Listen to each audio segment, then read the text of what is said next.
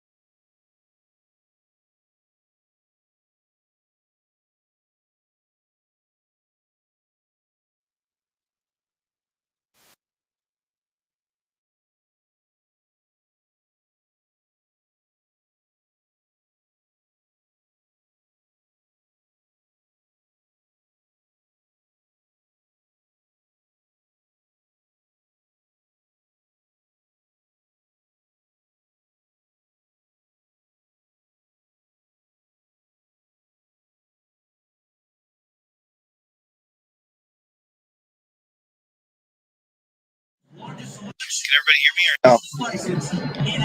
Let's see. Try something real quick.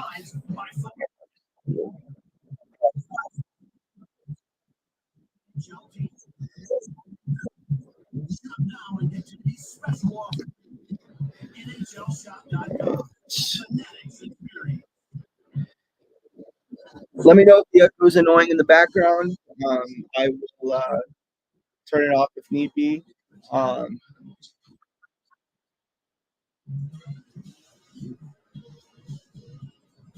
okay, that should work now.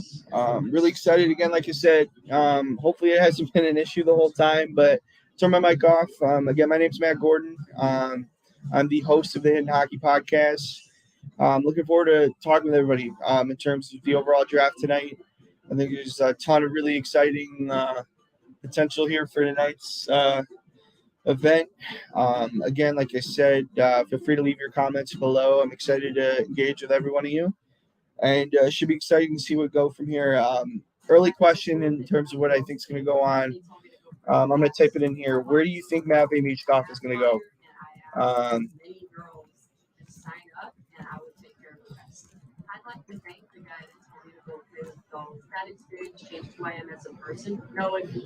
I'm of the opinion. I actually have him as high as 2. Whether or not he's going to be more than that, we'll see. Very excited to see what's going to happen here, though. We got a lot of intrigue that's going to happen for tonight's event. I'm of the opinion he could be 2. I think a lot of people have him at 5. A lot of people have him at 7. To me, he's too good of a player to drop down below 2 or 3, even in my opinion.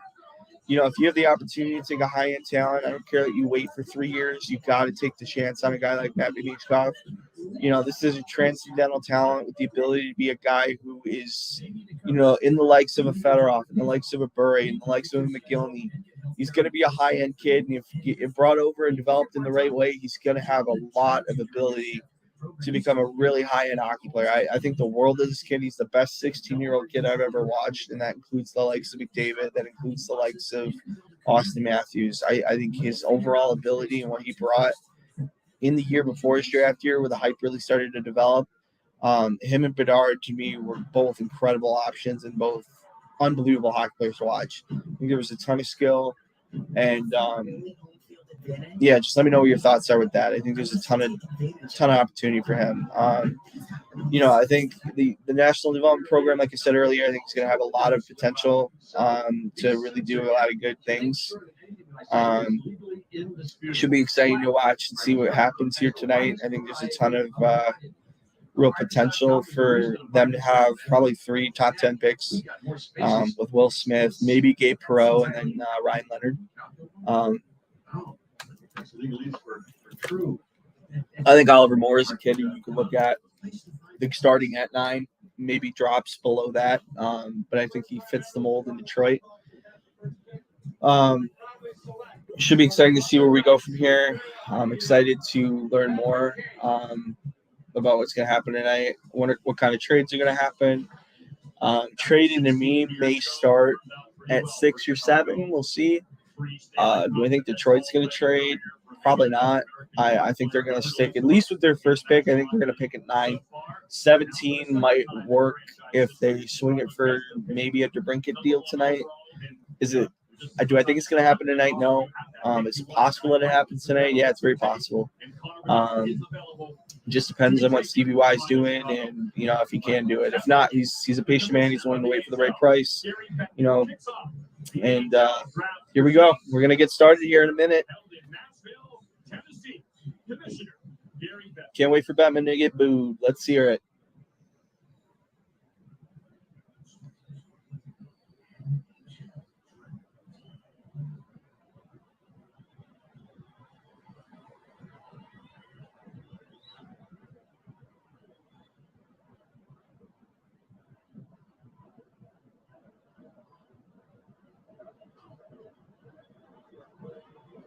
Wow, way to use David Poyle as a pawn. What an idiot. Welcome to all the prospects, family members, and friends, and especially the hockey fans here with us in Bridgestone Arena. And welcome to the many more watching around the world. Welcome to the 2023 Upper Deck NHL Draft. 2 nights ago in this building, we honored the very best of the spectacular 2022-23 NHL season at the NHL Awards. Tonight and tomorrow, we celebrate the future of our clubs. So that means we'll have had 2 major NHL events within 4 days in Nashville. This city also has hosted a previous draft, and within the last 7 years, an All-Star game, a Stadium Series game, and a Stanley Cup final.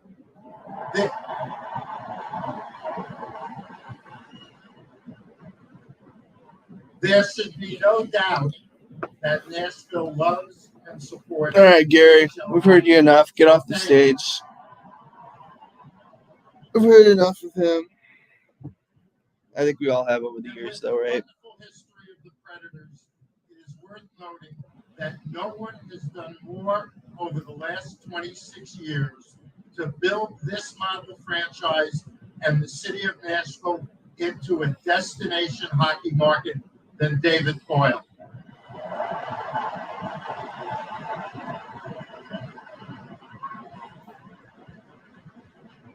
David, as this is your 26th and final draft as general manager of the Predators, your 40th draft as an NHL general manager, the league and the Preds want to honor you on this special occasion.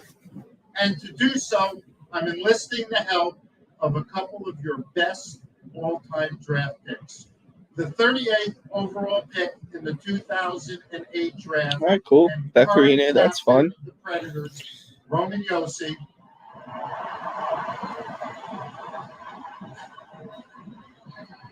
Fun, Roman Josi, that's cool.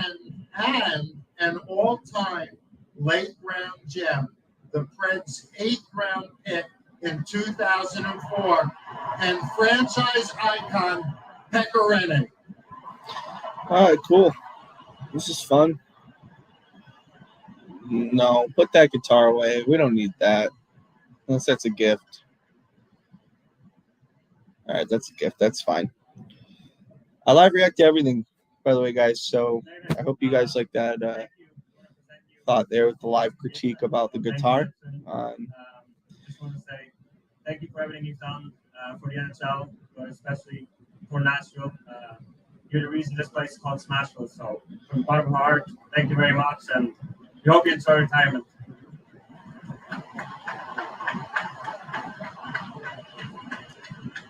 Nice moment, though. They did a good job with this, I got to say.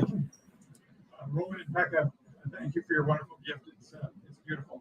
And Gary, thank you for the kind words in your introduction. In 1997, I came here with the goal and the vision to make Nashville a successful hockey city. A general manager is only good as the people around him, and I've been very fortunate to work with many great people on and off the ice who have shared my goals and vision. Thank you to every one of my colleagues, past and present, and thank you to the Smashville's great fans for making Nashville one of the most successful and passionate cities in the National Hockey League.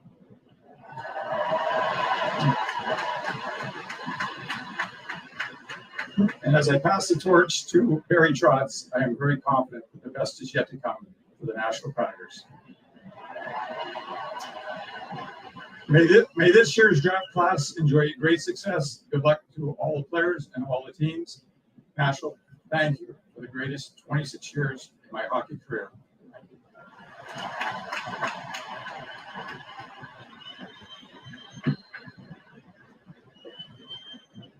Thank you, Roman and Becca. David, congratulations, and it's time to get to work. You can do better than that. Now you're talking.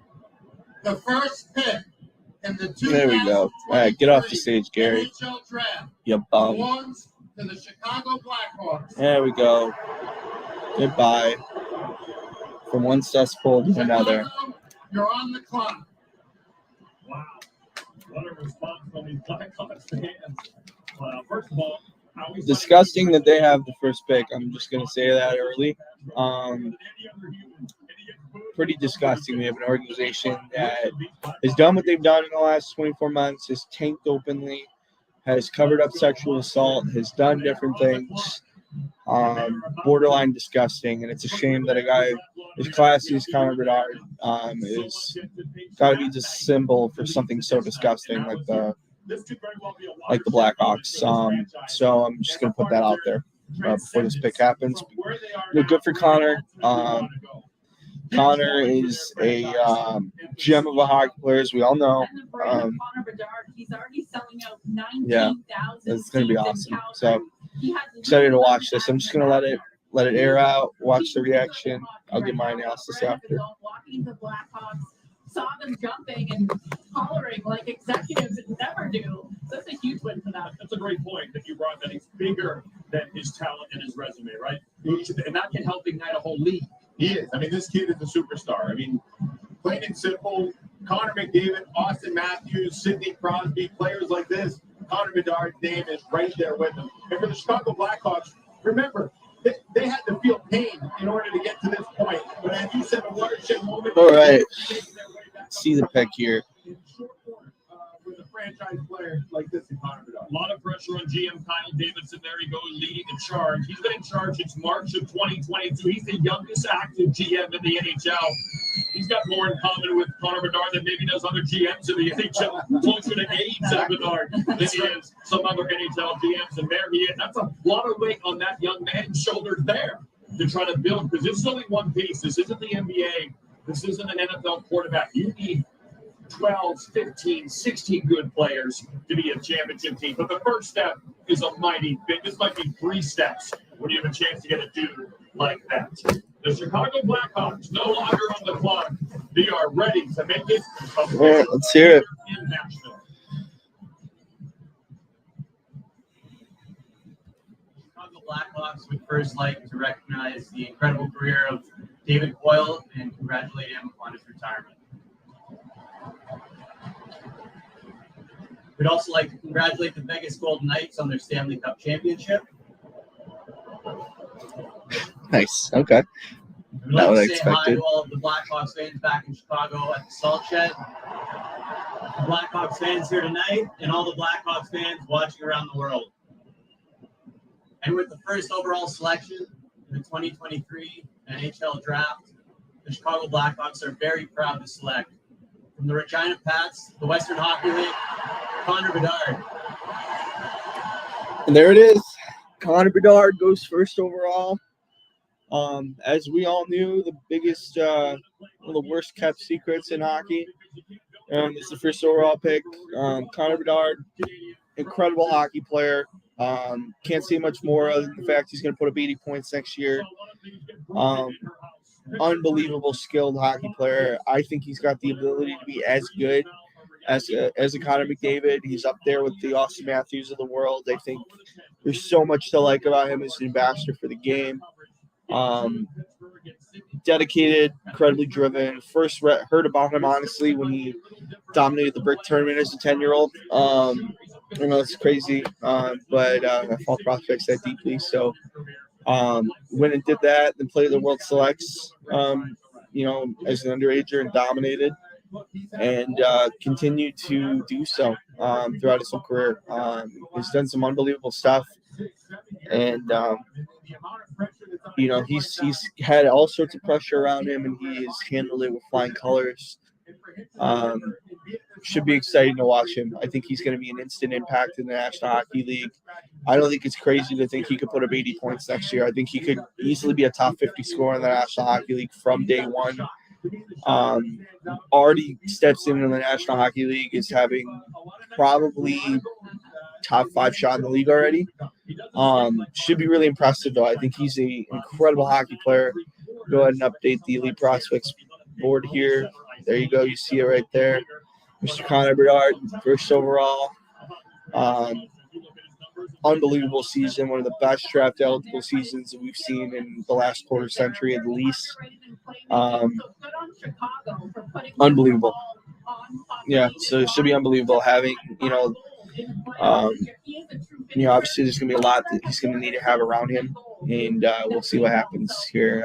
But I've exhausted all my analysis on Connor Bedard over the past few years. You guys can feel free to look at my future, my past content, I should say. My last 4 or 5 episodes I've done, since the start of this podcast. I can't say much more about the kid. He's everything you could want and then some. I think he's one of the best young hockey players I've ever seen. So yes, for Connor Bedard, what I love about this here is everything everybody expected of him, he expected of himself. And more importantly, not only did he deliver, he now the question is what happens at 2. I'm hoping it's either Fantilli or Michkov. It's got to be one of the 2. I can't imagine it's Carlson. I don't think he shouldn't be Carlson, I should say. It should be either Fantilli or Michkov. We'll see what happens. So I think there's a ton of potential. A lot of great ability, and we all know what he's done. So it should be exciting to see what's going to happen here. Feel free to leave any comments, obviously, with your thoughts in terms of the first round.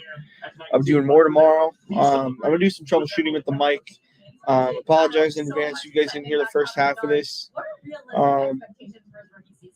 Hopefully that won't be an issue tomorrow. And we'll be able to, be able to use the mic and everything. Hopefully you're not hearing a terrible echo. So,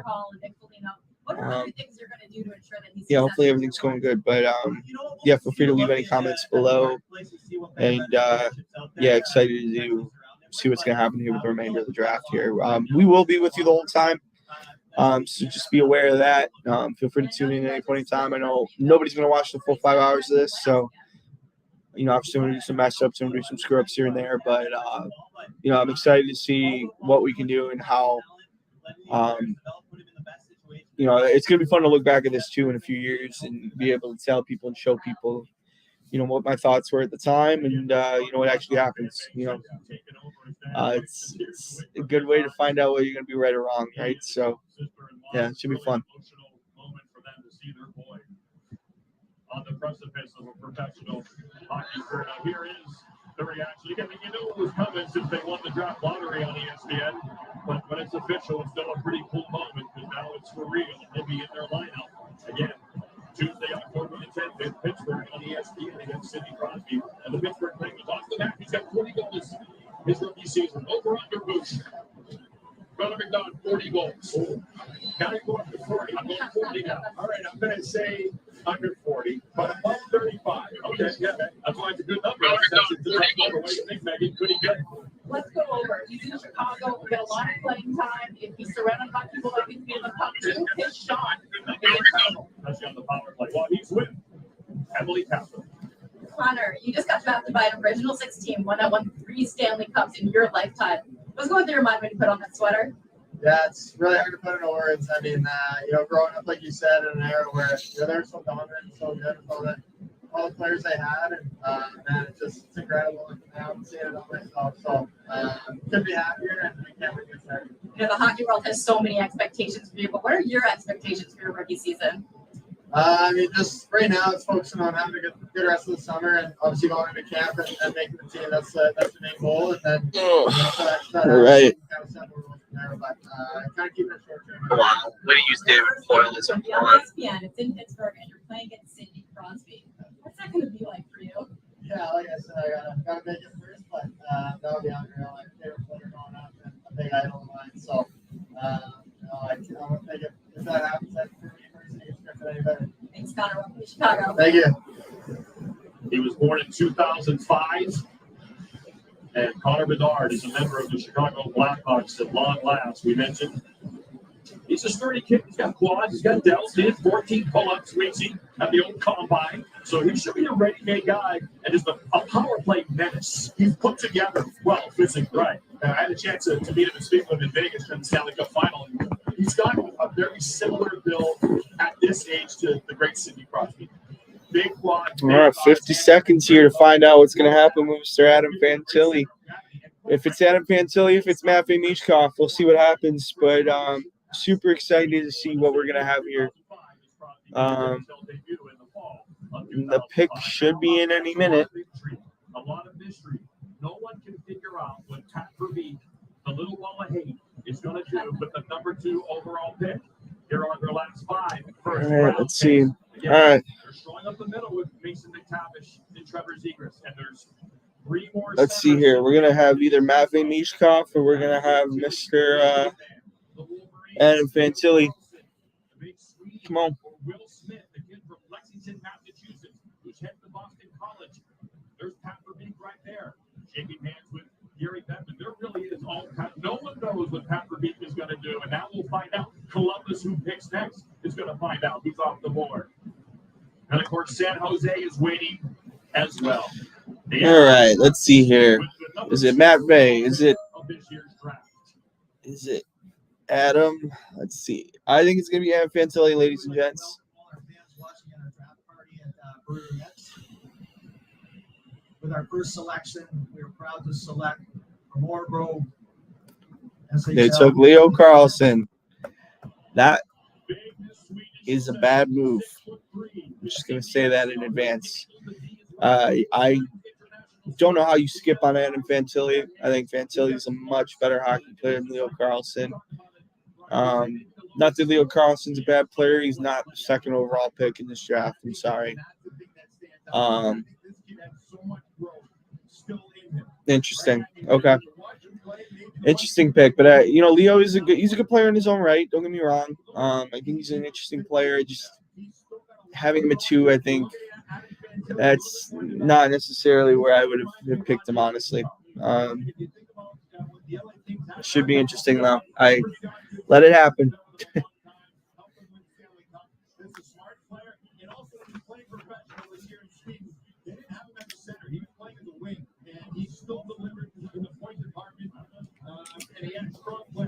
And the third pick. This is interesting. So now we know Michkov is for sure going to be under 4. Columbus did not interview Matvei Michkov. Probably going to have Fantilli go 3. You're going to have him play with the likes of, Zach Werenski as a former U of M teammate.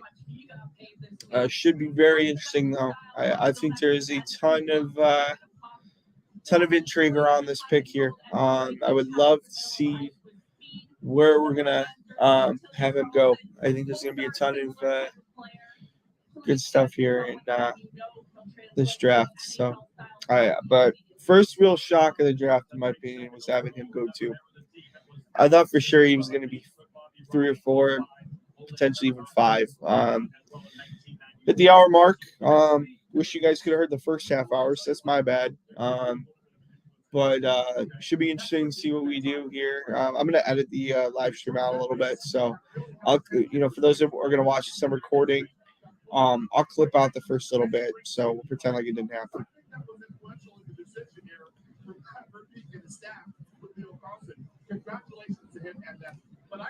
It's an interesting hat too. The Ducks hat that's there. That's a little different than what I've seen for their branding, but it should be interesting. So shout out to Santi back in Oakville right now. He's done an amazing job with their goalies there now. Absolutely. That was a nice touch. For those that don't know, Anaheim Ducks, their goaltending coach, Sudarshan Maharaj. He is a guy of Thai descent. Interesting that he even got into the sport of hockey, but he is dealing with pancreatic cancer. He's in the 4th stage of pancreatic cancer. So that's why Kevin Weeks made that shout out to him. Classy touch there by Kevin. That was really nice. Growing up, who did you model your game after? You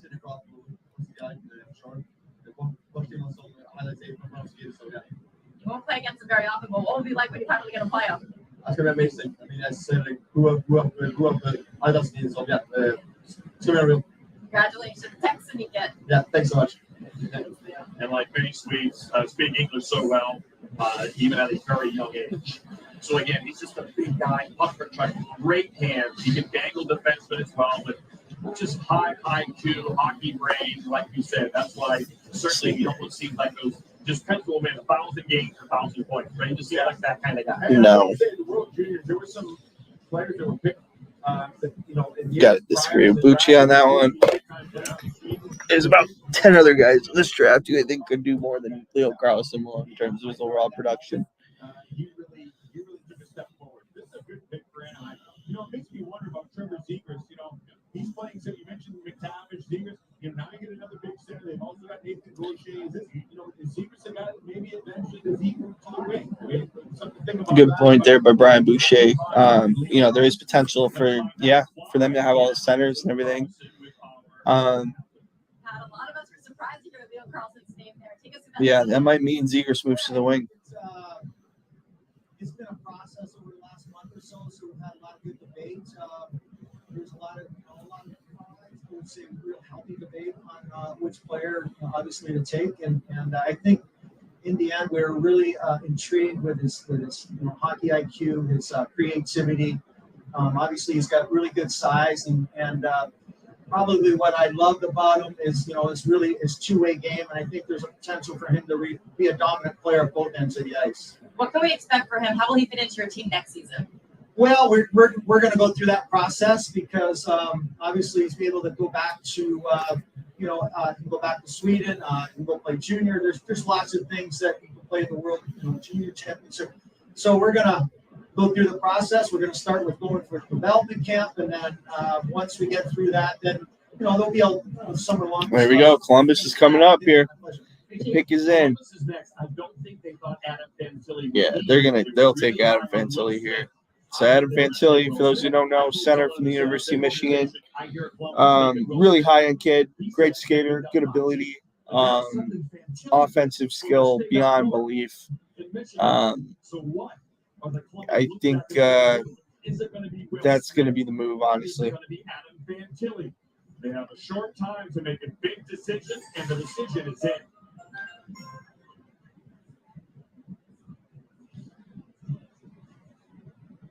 Thank you, Nashville. We appreciate the great time you've shown us all. Congratulations, Vegas. To a hockey lifer and a good friend, David Poyle, again, congratulations. Good man. Our fans back in Columbus, they're called the Fifth Line. They are at Pins in Easton. Have a party, gang. We appreciate y'all. To make our pick, I'd like to invite our general manager, Jarmo Kekalainen. Okay, Jarmo. Shock the world here. I'm just kidding. Jackets are proud to select from University of Michigan. There you Adam Fantilli.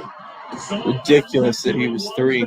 And they don't pass on this Michigan man in the state of Ohio. They'll learn to love him in the 6'1", because you're getting a full-grown man, 6'2", 195. That's Jack Eichel size. He shoots it. He can fly. He can power a line.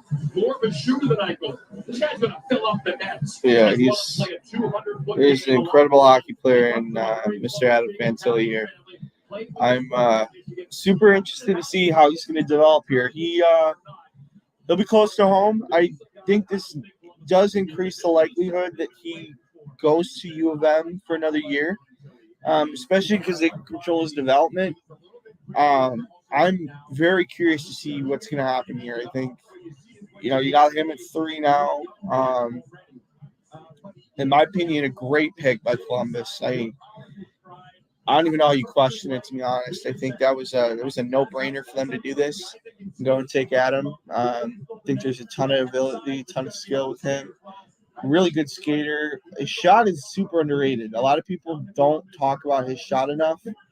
I think he's got an absolute laser. I got to say, I think he's got a real shot either to go back to U of M, really dominate.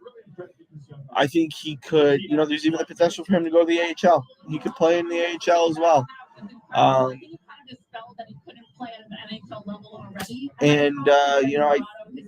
think it's a 10% chance he's going to play in the NHL next year. I think he could. I think he's a good enough player for Columbus. They can inflate him enough. I wouldn't hate it if he made the National Hockey League, but I do think because he's going to Columbus, because he dropped a little bit. I think he's gonna end up actually probably going back to UM just for one more year, and it should be interesting to watch. Happy for me because I'm a Michigan guy, so I'm gonna be able to watch him pretty regularly. Gotta love the emotion from his dad there. That's awesome. Very cool. I good job, Columbus. They do a great job drafting, in my opinion. I think we're one of the better drafting teams in the National Hockey League. Should be really interesting. Yeah, should be interesting. I think there's a lot of good skill here. He said, you're going to play 200 feet at a young age. You're not going to be dangled. You're going to learn to play the right way. And he's rewarded tonight as his son is taken by the Columbus Blue Jackets. It's a Canadian kid, but again, played college hockey last year, took his team to the Frozen Four. He won the whole holiday as the best college player in America. And so Columbus gets that franchise center we talked about. They spent 8 first rounds. Number 4. Have to think this is Matt Vey. If not Matt Vey, it's Will Smith. Wouldn't mind seeing Matt Vey here. I think there's a lot of intrigue and a lot of potential. Should be interesting, though. I'm actually really excited to see what happens here. To me, that is telling. I think that screams longevity. And he's obviously got the finish that he proved in college. 65 points as a freshman in college as an 18-year-old is not easy to do. 30 goals. You're playing against there. It's very difficult to do. And what he did, now listen, Michigan was a very talented team, but obviously he's a guy. Yeah, one of the best players in college hockey last year for sure. Definitely had a lot of good ability and good potential, man. Like, and a similar type player to Jack Eichel as well. Stanley Cup champ, Jack Eichel, I might add, with the Vegas Golden Knights. And he's already 18. He'll be 19 in October. So those years can make a little difference when you make that decision. Do I go to college for one more year, turn pro in March, and show up then, or do I turn pro right away and begin collecting? Well, welcome in again, John Butchcroft, Brian Boucher, Megan Chika, Kevin Weeks, as we wait for Adam Pam-Tilly to join our Emily Kaplan. My daughter works for the NHL social team, so she talked to you guys. She said she just texted me saying Adam Pam-Tilly really wanted to go to Columbus. That's awesome. So that's awesome. You're getting the guy that we really wanted to play for the Columbus Blue Jackets. Right? I think you'll see him here this fall. Let me give you one take. Sure. This is one thing I love. When you're playing for the World Championships as a young player, you often defer why you got established NHL veterans. This guy wanted the puck on his team for Team Canada and had that huge goal at the men's world coming out of college hockey. Meg, take it away. Beautiful. And I also think in our data, he's scoring on set goaltenders. Okay. So he's not only able to create dish to his teammates, but he can shoot it like anyone and like the NHL veteran. So look for him to score for Columbus too, which they should be interesting here. I think Will Smith probably is the pick here, which means Matt Vey's just going to continue to drop. Adam, you are a Michigan man going to Columbus, Ohio. What do you want the Buckeyes to know about you? I'm super excited. Obviously, you guys have a lot of Michigan men there already, and they're doing tremendous things for the team, so hopefully I can have somewhat of an impact like that. You have 125 people here. We just saw one of them, your dad, tearing up. Who are all of these people, and what do they mean to you? These are my best friends. These are my family. These are my coaches, my teammates. Everybody that's helped me get to where I'm at, and them being here and taking time to their schedules and spending the money on the flights and the hotels, it means the world to me. I'm so grateful. Congratulations, Adam. Thank you. Thank you so much. Well, San Jose's running up to the podium, so either Will Smith, which way they would go. But again, I know they love. It's got to be him. It's got to be him or Matt Vey. I'm thinking Will Smith, though. Let's see if his name is called next. 4th overall by the San Jose Sharks.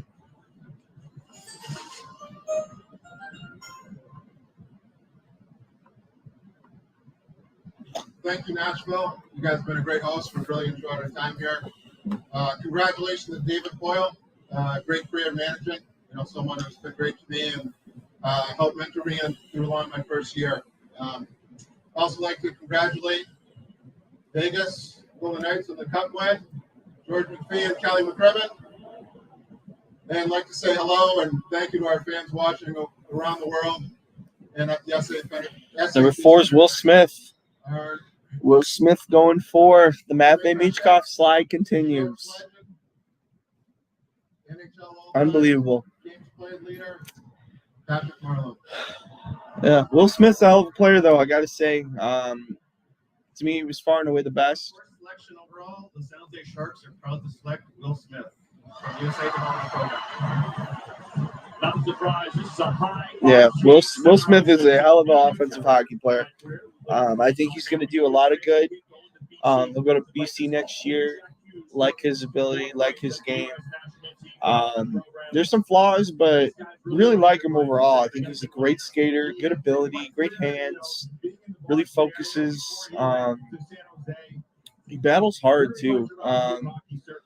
And I like his speed. I think he accelerates as good as 90% of the guys in the draft. He's not a Bedard by any means, but he's got motor, he's got skill, he's got speed. He can definitely stick handle.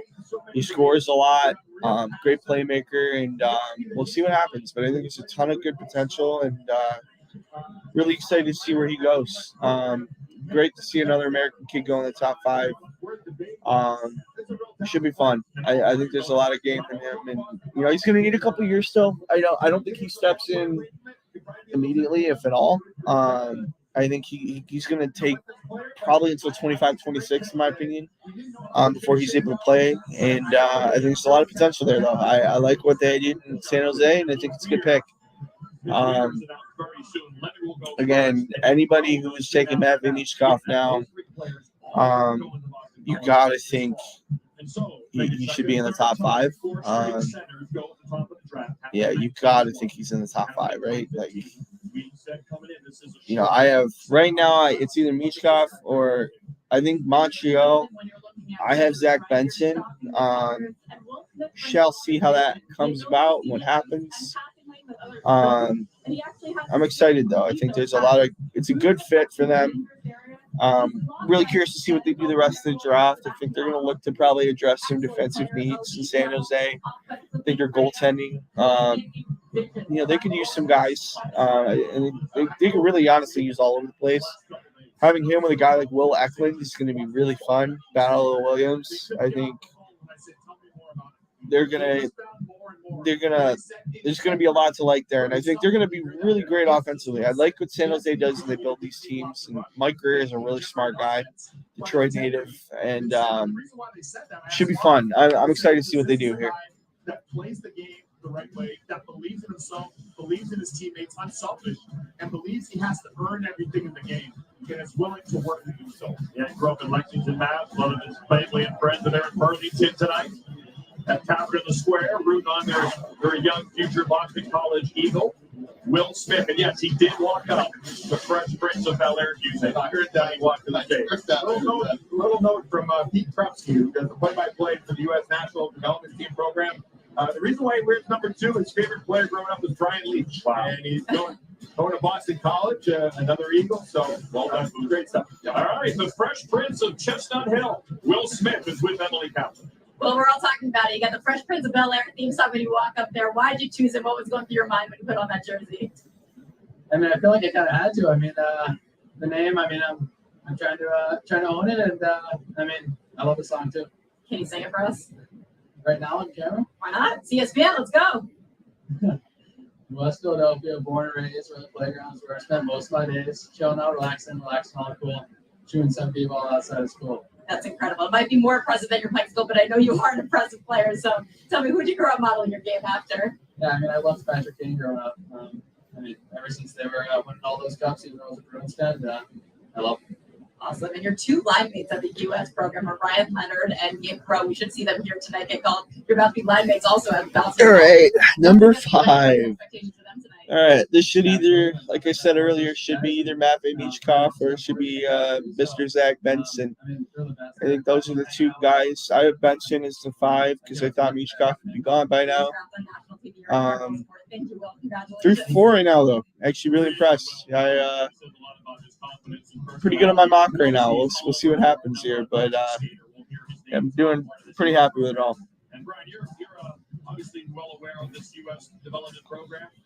There's an outside shot, too, I think, for Ryan Leonard. I think they like players like that. I think they like the skill. They like the ability.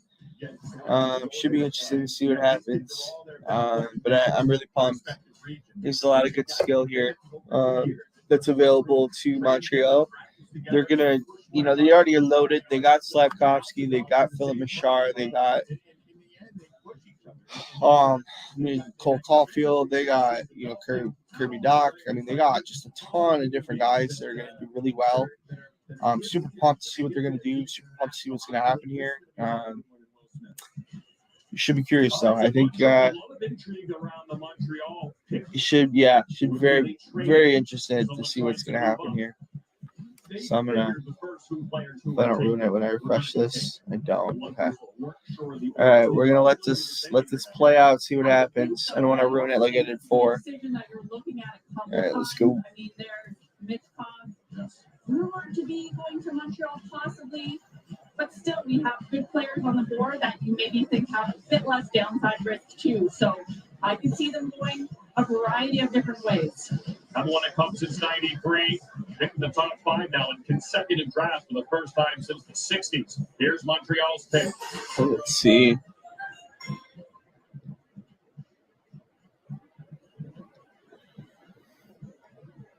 I'd like to start by congratulating the Vegas Golden Knights.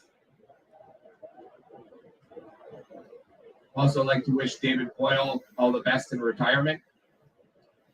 J'aimerais saluer nos partisans à Montréal et autour du monde. On apprécie votre passion.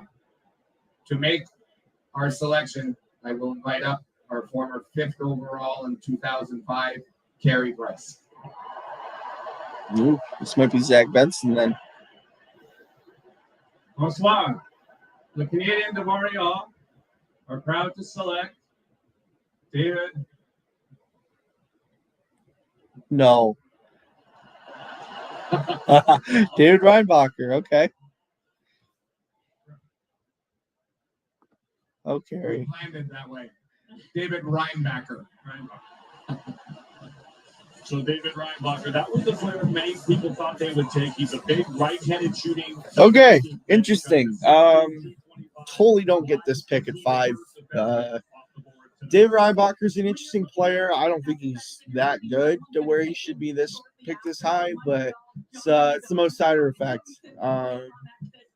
You're gonna take a kid again. Needs a lot of work. Big kid though, good skater. He's got a good framework, but offensively he's got tons of work to do. I don't know if it fits. I don't know that it fits. Yeah, I'm very curious to see how this works here. But this is very reminiscent of when the Wings took Mo Seider, in my opinion. I'm of the opinion, again, I'm stubborn. I should have learned from Mo Seider and thought this is a good pick. I don't love it. I don't love the pick. I don't think it makes sense, especially in a market like Montreal where this kid's going to have to learn French. I don't know. That was a really interesting pick there. Again, Matvei Michkov's there. They're going to regret that for years. Happy for him, though. I mean, as a player, good for Reinbacher. He's done a lot. He rose up the charts this year. A lot of people did not have him in their first round. They're going to tell you that they did, but they didn't. He was easily seen as a mid-round guy at the start of the year, so that's going to be really interesting to see. But good for him. That's pretty crazy, though, that Reinbacher was able to jump into 5 here. Again, the fall for Matvei Michkov continues. I'm very curious to see what happens now. I really am. I think there's some real good talent that's dropping. Not only just Reinbacher. I mean, I think Zach Benson to me should fit within the next few picks. I think the likes of like a Braden Yeager, I think could step in here in the top 10. I like Matvei should be somewhere in this top 10 range, in my opinion. Should he drop below that, I'm going to be absolutely floored. Yeah, very interesting start to this draft. I'll be honest. I'm super curious to see what happens here for the rest of it. I think Ryan Leonard's going to be a guy you're going to see come in the next few picks. Should be fun to watch, though. Matthew Wood is the guy who I think's got an outside shot to be a top 10 pick. Yeah, it should be interesting. There's a ton of intrigue, a ton of potential here, and yeah, we'll see what happens. But I'm very curious to see what's going to go on here. So, those that are sticking on, thank you guys. I had 11 viewers at one point, which is awesome. Wasn't anticipating that, so that's very cool. Those that are sticking on, thank you. I'm excited to see where we're going to be here, and I'm already an hour and 20 minutes in. Gotten over the initial nerves, so you're going to hear some pauses here and there, but in for the long haul right now, right? So just doing what I can, and I think it should be interesting to see what happens here for the next little bit. Officially think that my best available right now, I had Matt Bay at 2, Zach Benson at 5, Brayden Yeager at 6, Cal Ritchie at 7. It should be interesting to watch to see what happens here. I'm very curious about everything going on right now. I think I'll have a lot more analysis in tomorrow's. Tomorrow's going to be a little longer. Obviously, tonight, a lot of people know this information. So, for those that don't, hopefully I'm doing a good job. But it should be really interesting to see what happens here. I think this draft is really blown up in a way that I was kind of expecting, kind of not. We'll see what happens here, and we'll go from there. This is crazy. You know what else is crazy? That SMS text that he's sending, it's unencrypted. Other people might see your text just like other people might see that letter in your chat. The 2023 NHL Draft, John Butchergard, Megan Chaika from Staff Leads with us again, as she was last year. Kevin Weeks, Brian Boucher. Those are the top 5 hits taken so far for number 1 future NHL centers and a really well-rounded defenseman in David Reinbach, who should be just a solid NHL player, big size, right-handed shot, as we see in these Stanley Cup playoffs the last few years. Those are the kinds of guys you win cups with. Big D who can move the puck. Now, this is interesting. The Arizona Coyotes, they need a new arena. They have 2. All right, let's see here. We got 6. The Russian Matvei Michkov is on the board. Some say after Connor Bedard, the most talented player in this draft. Let's go. All right. Like I said, I think Zach Benson's the pick here. Maybe an outside chance at Matt Bay, but it's going to be, I think it's going to be either Zach Benson or Matt Bay.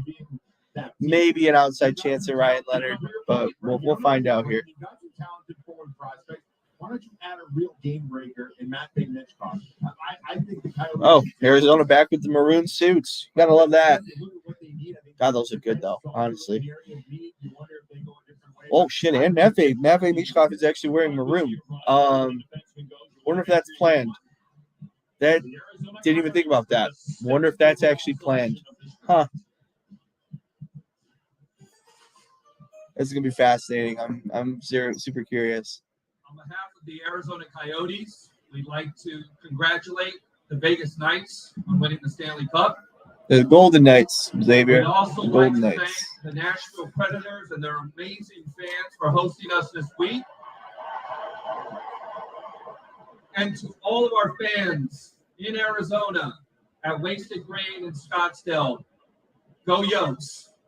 And to make our selection, I'd like to invite this is going to be Ryan interesting. Janikowski. All right, let's see here. The Arizona Coyotes are proud to select from Lokomotiv Yaroslavl Dmitry Simashev. What? Wixie, that's your boy. Simashev. Holy crap. He's shocked. Another shocked guy at 6. Unreal. Shimashev's an interesting prospect. He is not 6, in my opinion. Yikes. That is way off the board.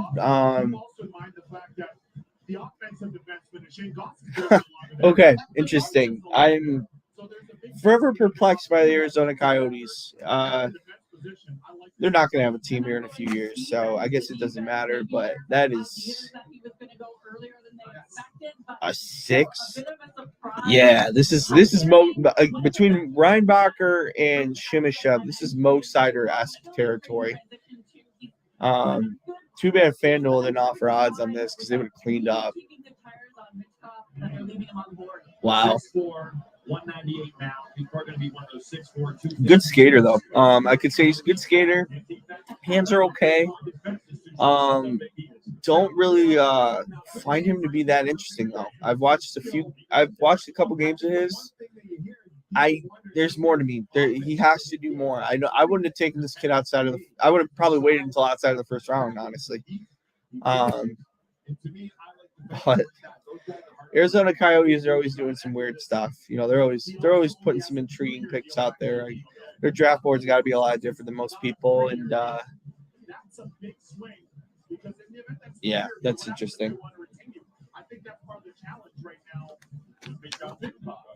That's part of the challenge. So Simashev is a rangy defenseman, closes well, gaps up, very aggressive, tough to play against. As you can see, he's only got one goal, and he played in the Russian Junior League, mind you. One goal. Offensively, he's got a lot of work. He's got a ton of work to do. You're looking at this kid for probably as long as you would expect Michkov to be out of the league. I think he's 4 years away. He needs a lot of time. Similar. It's actually honestly, it's kind of similar to Malcolm McDougall. Similar kind of player. I actually think this kid's better. It's probably why he got picked higher, but yeah, very, very off the board pick in my opinion. Should be super interesting. I'm very curious to see what happens here. I'm very curious to see what happens. Who's out there in the world again? The Flyers on the clock when we return.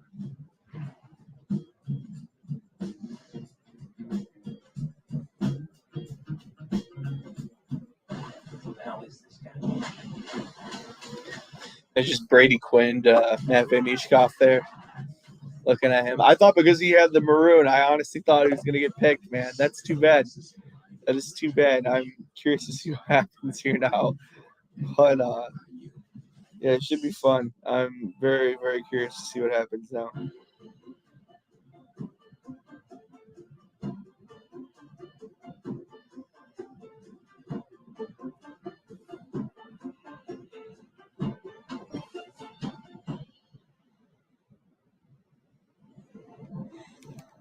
Irresistibly smooth chocolate to put the world on pause.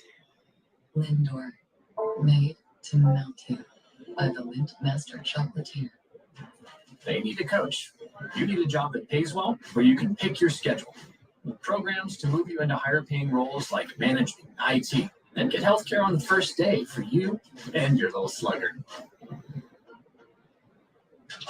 When you're free to test your limits, you can push yourself to new heights. Get into it.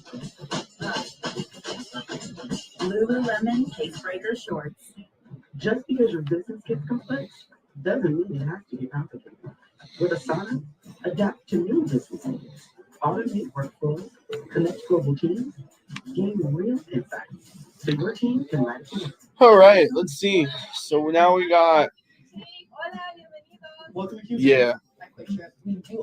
Michkov's got to go, right? You think? He's got to go in the next couple picks. You have to think. The people make good plays. I'm a clerk trainer. I'm also a counselor and head chef. The warmth I experience here, I don't experience anywhere else. I can't go down to experience. Also a counselor and head chef. 2023 NHL Draft. Welcome back, and that man. I can't go down to Also a counselor. I think it's a 10% chance he's going to play. I think that Westerveld working out at Matvei 2, Zach Benson at 5, Brady Yeager at 6. Westerveld working out at Matvei 2, Zach Benson.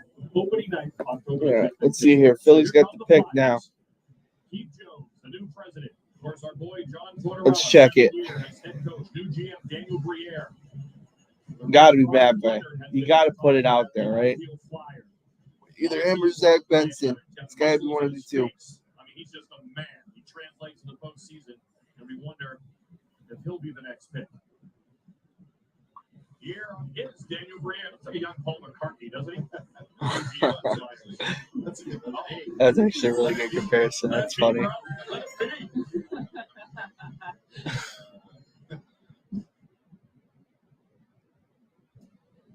The Philadelphia Flyers would like to thank the city of Nashville for their outstanding hospitality. We've had a very good time. It's going to get more fun. I would like to thank David Boyle. He was my general manager with the Washington Capitals. Drafted me in 1988 in the 7th round. He got a lot better after that pick. Danny?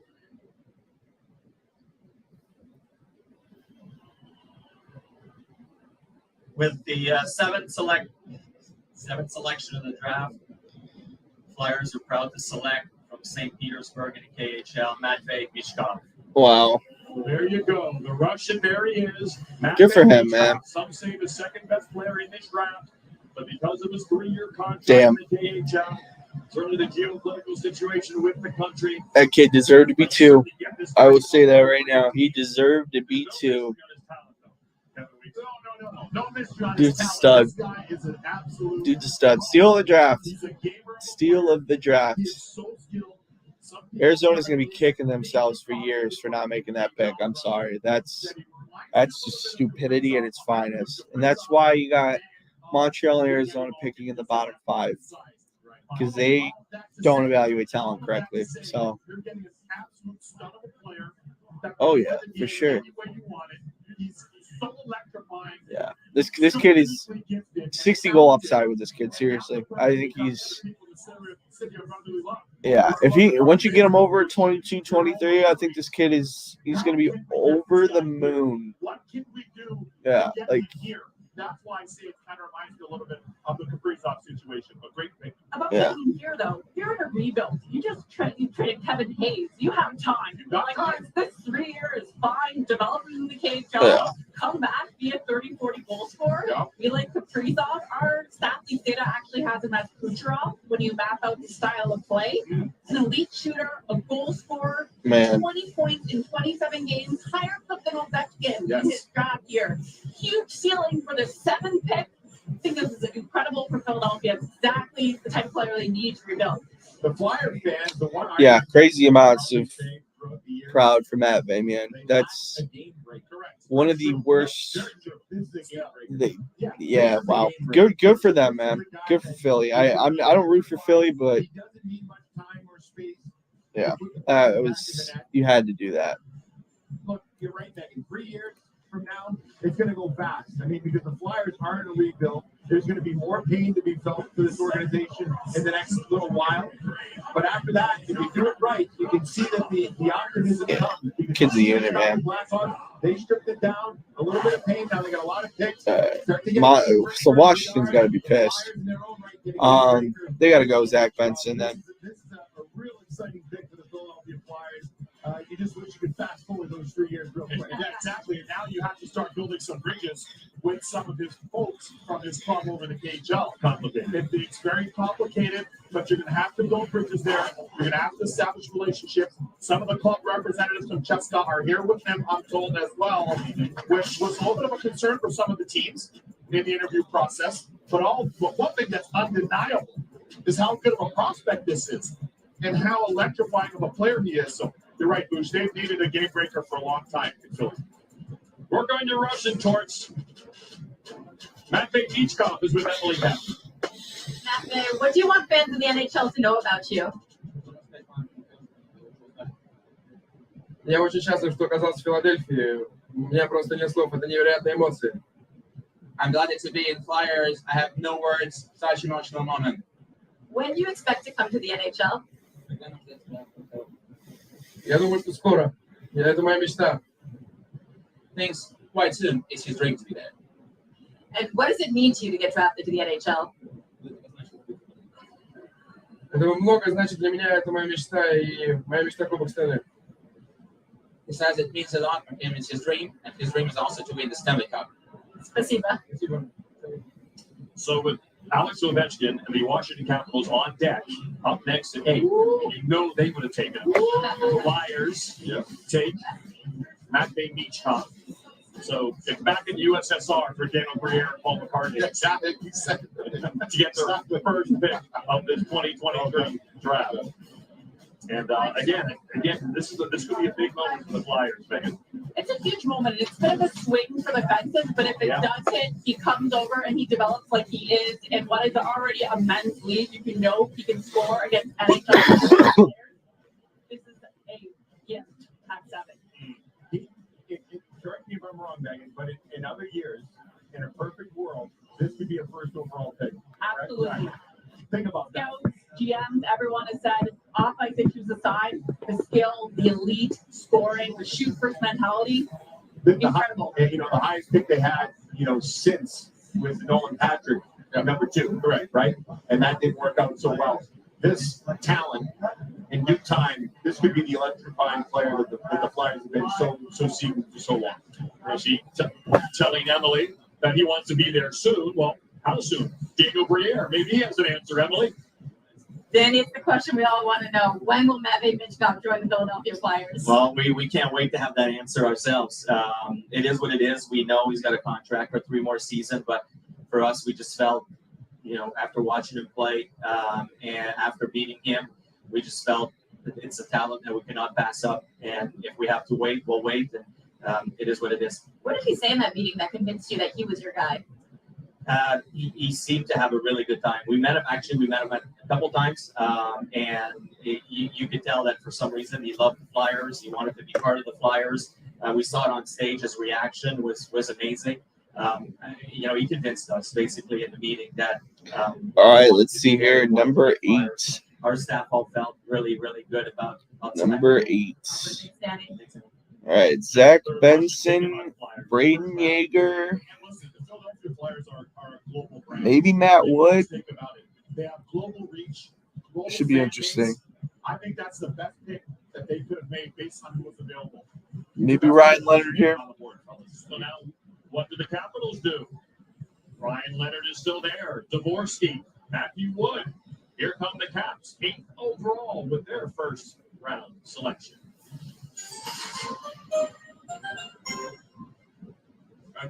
The Washington Capitals would like to acknowledge David Poyle's longtime contribution to our organization and congratulate him on an outstanding career.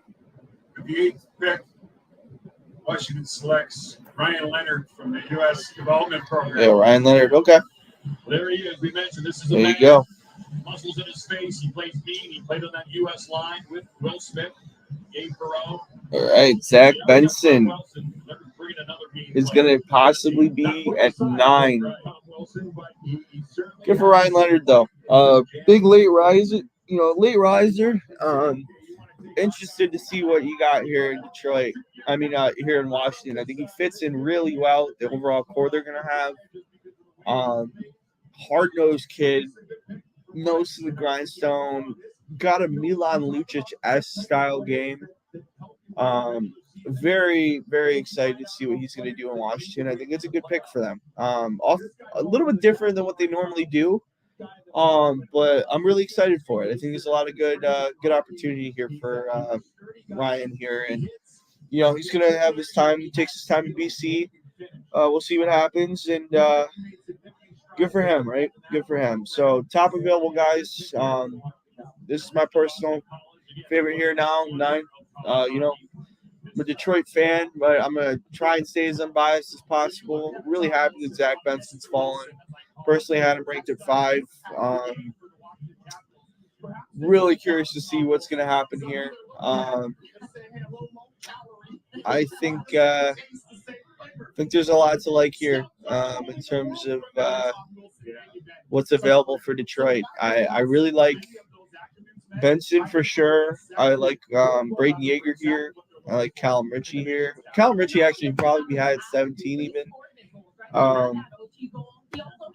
Lots to like.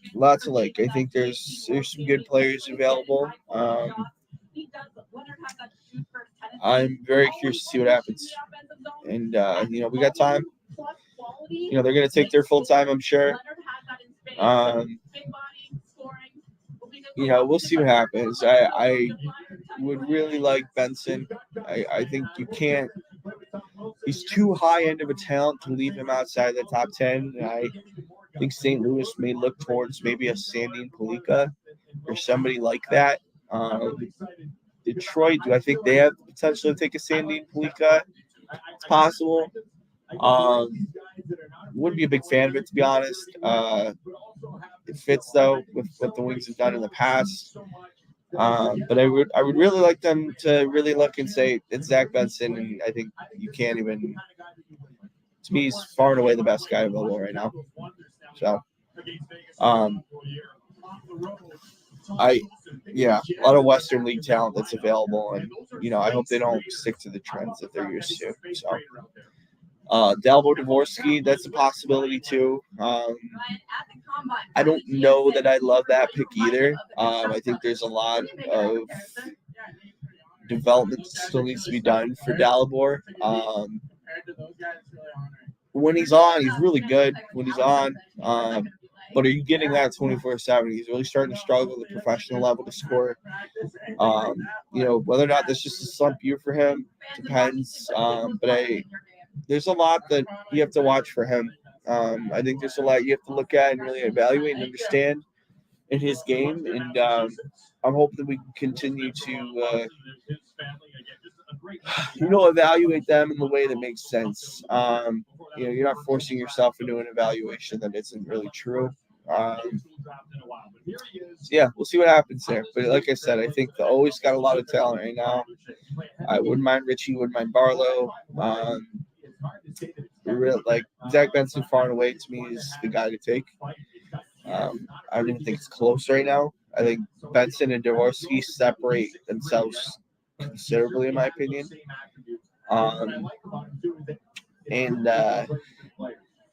It should be interesting. I think I'll be curious to see what happens. I wouldn't mind Oliver Moore here either. I like him as a pick. They want to go center out. I like his game. I like his approach. Like potentially brings. We will see what happens here. I would agree. Yeah. And guess what? The Vegas Golden Knights have those players in spades.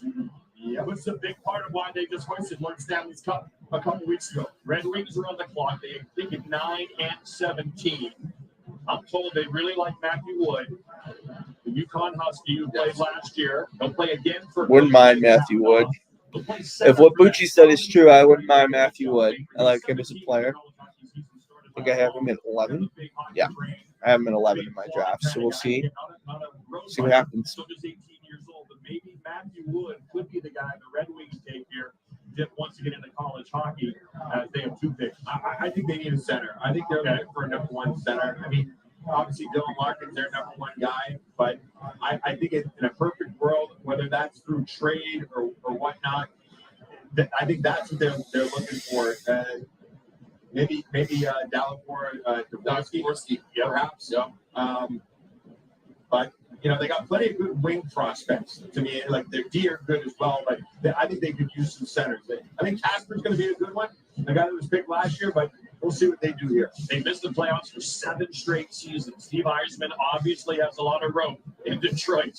The longest postseason drought for the Red Wings since the early 70s. These picks are very important as they try to make the next step. The Red Wings, first round selection. First, I'd like to congratulate David Boyle, a fantastic general manager, fantastic person, and a great friend on a tremendous career. Also, I'd like to congratulate the Vegas Golden Knights on a Stanley Cup championship. With the 9th pick in the draft, the Red Wings select from the Brandon Wheat Kings center Nate Danielson. Like it. Like Nate Danielson. Solid, safe center. They could have probably had him at 17, but if you like him that much, you like him that much. I'm a big fan of him. Like his pick. Like this pick a lot. It's safe. He's a good player too. Like I said, I had him. I Mr. Danielson at 12. So it's not crazy off the board or anything. Safe pick. Really like it. good all-around skater, really tenacious. Truthfully, they're valuable players. I mean, deep K, 5-on-5. He's rangy, 6'1". In the videos that I saw, Megan, we talked about this. Right, we did. I thought he stayed to the outside a little bit too much for my liking, but So there's some improvement there, right? There's something he can work on coming into this. Well, maybe that speaks to maybe not playing with players that that weren't able to finish. So he just kind of, if it's a little bit difficult, you don't have the guys, the horses to play with. Maybe that's why you shoot from the outside. But all accounts, it sounds like this guy's a very good prospect. Versatility comes to mind for me with him. He's a guy that can do everything fairly well. And by the way, the one good thing about Brandon, they've got a really good program in the fact that they develop NHL players. It's an NHL factory out there. Kelly McCrimmon, Vegas' GM, the part of the ownership there. They've done a really nice job developing players for the Brandon Vikings. He seems extremely relaxed, doesn't he? Yeah, he does. Yeah, that's good player, man. Good player. I'm a fan of this. I'm a fan of the pick. Good job, Detroit. I like the fact that there's versatility is the biggest thing that comes to mind in terms of his calling card as a player. Yeah, that two-way sort of heart-soul type guy will do well in Detroit. At the WHL, so he kind of reminds them of Nugent Hopkins in the early days, maybe with the grit and penalty kill, not quite on the offensive side, but he has that fight to his game that a lot of people really like. He is an Edmonton, Alberta native as well, right-handed shot. So again, obviously the Red Wings like smart players. Lucas Raymond right now.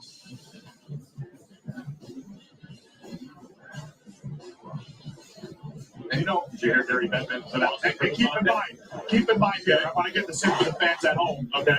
The Blues have multiple picks here in this draft, in this first round. So let's keep an eye on what the Blues end up doing. Some action. There could be some action with the Blues. They're sitting wide. They don't want to just rebuild. This is a retool. You're not Armstrong. He's aggressive. They won the Cup only a few years ago. And they know that if they can make some key moves this offseason, they can be right back to contending. Yeah, they're trying to move out D and bring in new D. That's right. The forward group looks solid. Maybe they'll bring back Ryan O'Reilly. Yeah, at free agency. Always love to hear from Steve Eisenman, Emily Kaplan. Where does Nate Danielson fit into your team, both in the short term and long term? Well, obviously the centerman, truthfully, we feel we need help at. We're looking to add at every position. I really like the fact that he's a big, strong two-way centerman. We'll see him playing in all situations. So I think he's just a valuable type of player to have on your team and your organization. I asked you last year, I'm going to ask you again. Where are the Detroit Red Wings in your rebuild? Well, I think I tried to give you a better answer than last year. Obviously, with the picks that we have, with the moves we made at the deadline, we're still in a rebuilding phase. We're still in collecting assets through the draft. We're still there. We're not at a point where we feel like we can really start to go for it, so to speak. So we're progressing. I hope to be there sooner than later. But where we are, again, is trying to use these draft picks, use them wisely, and build a stable of good young players. Thanks, Steve. I know the Wings are really hoping Ryan Leonard would be there for that selection. That was the guy they really have their eyes on. But again, like Steve Eisenman said, you're at the mercy of what the draft board looks like, right? That's right. You need some luck sometimes, like the Flyers. This could accelerate everything if this dude gets over here, right? Exactly. And then you're about to get next year, you get another pick next year. Now you get these assets. Connor Gauthier going to be back next year. So Nate Danielson, Detroit Red Wing. Emily Kaplan. What does it mean to you to be a Detroit Red Wing? It's really special. I mean, it's been a dream of mine ever since I was a little kid to get drafted. So to be a part of the Red Wings, I'm super excited. Fans in Detroit want to know a little bit more about you. What do you take most pride in as a player? I think my skating is one of my best parts of my game. Also, I just think I have a very well-rounded game and defensively very responsible and offensively very creative and skilled there. What players do you model yourself after? I like Dylan Cousins a lot. He's something that I've watched, Western guys. So watched him a lot, and then someone else like Nick Suzuki, I've watched him a lot as well. What are your expectations for yourself next year?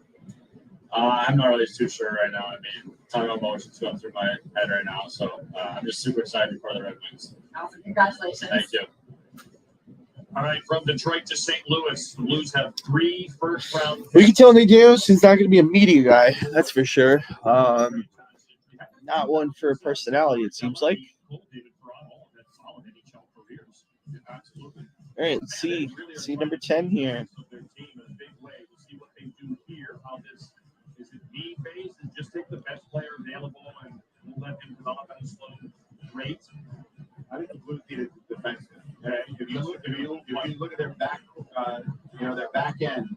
What do you see as the guy that they might take? There's age. I mean, look, it could be Axel Sandin, could be Wielander. And their last top 10 pick was Petrangelo. Oh, there you go. There's Doug Armstrong without the tie, the GM. Yeah, Nick Danielson is what I had. Their back And end. then, all right, the fact that Zach Benson may drop out of the top 10 is weird to me. That kid's a stud. Very surprised by this. See what the Blues do, and if they They'd do say- indeed take that young defenseman. Yeah, I was to say, I'm wondering if they take Sandy Kalika. We'll see. Blues are pleased to select Dalibor Dvorsky. Oh, okay. Sweden. Dvorsky there at 10. He was there at this 10 selection, and they probably view him, Megan, as the best player. So, honestly, it makes sense there. I don't mind Dvorsky. I think he's too consistent. That's the only thing with him. Good player. I think he's a safe player. Really strong. Good skater. He slumped too much for me at the professional level to be excited about him. I think there's a lot he's going to have to grow into. I think he's worth a look for sure. I think having him in the 10s is really nice too. So should be fun. So I'm excited to see where he's going to go. I think the Wings could have had him at 9 even. 6 centers went in the top 10. Happened in Yeah, it's pretty wild. 2011 and 2017. Well, I can tell you that Frank Berube wants guys that compete.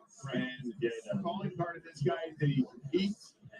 He plays a 200-foot game.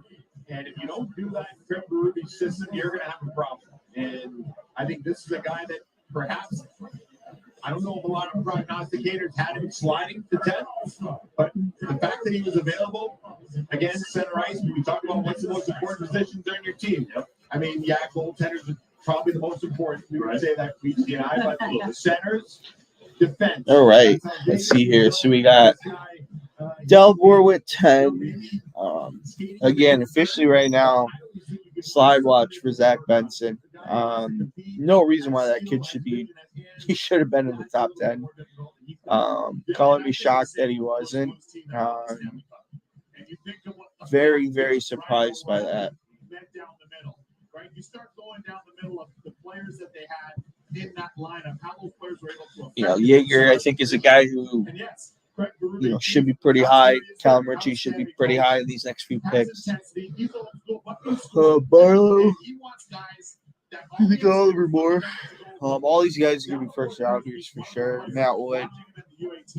I was very impressed by him every time he got on the And he's also used in all situations, including power play and penalty kill. So he can tap him to go over the board at any time, and he's at 200-foot game, high number of defensive zone puck touches, shot recoveries, and shot blocks. So a great, well-rounded player. And another high pick for Slovakia. Yeah. A big year for them last year with Yuri Slafkovsky going at 1 to Montreal.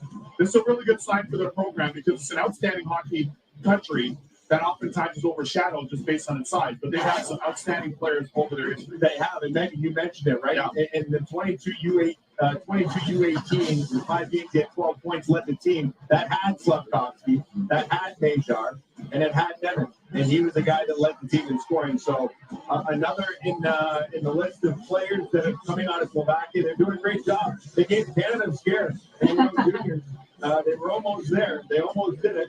Probably would have been good for the United States. We're sweating in Canada.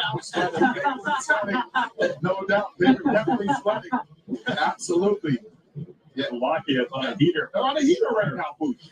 This is good. This is a great sign because the more countries that are developing young players, the better it is. The NHL teams reap the benefits, right, on the men's side.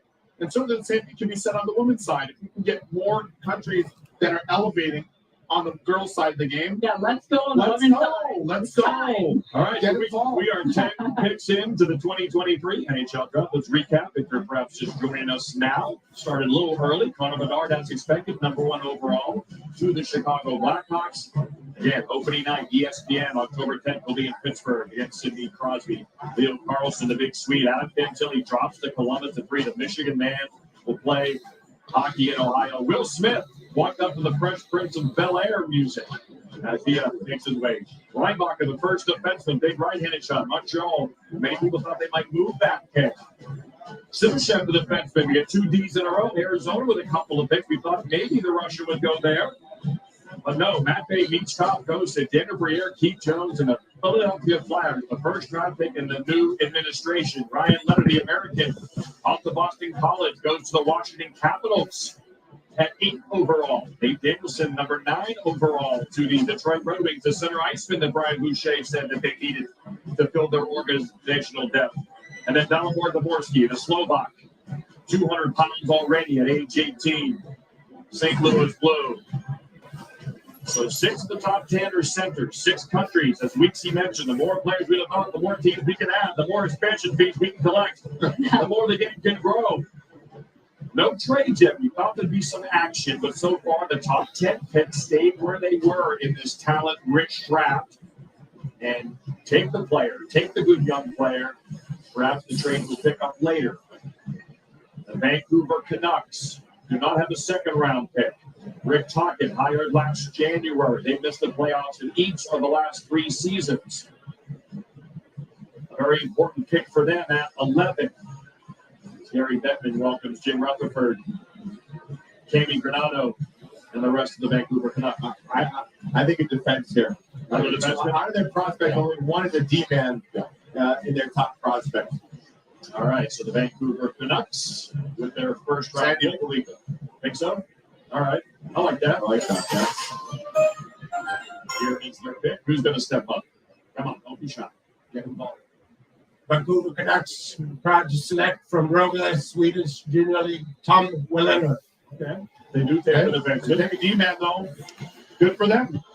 Good for them. I Tom Wielander. Okay. Interesting pick there. I don't understand. So I'm going to get into a rant here. The modern trends of these defensemen, everybody wants to take these 6'4" defensemen that have proven nothing offensively.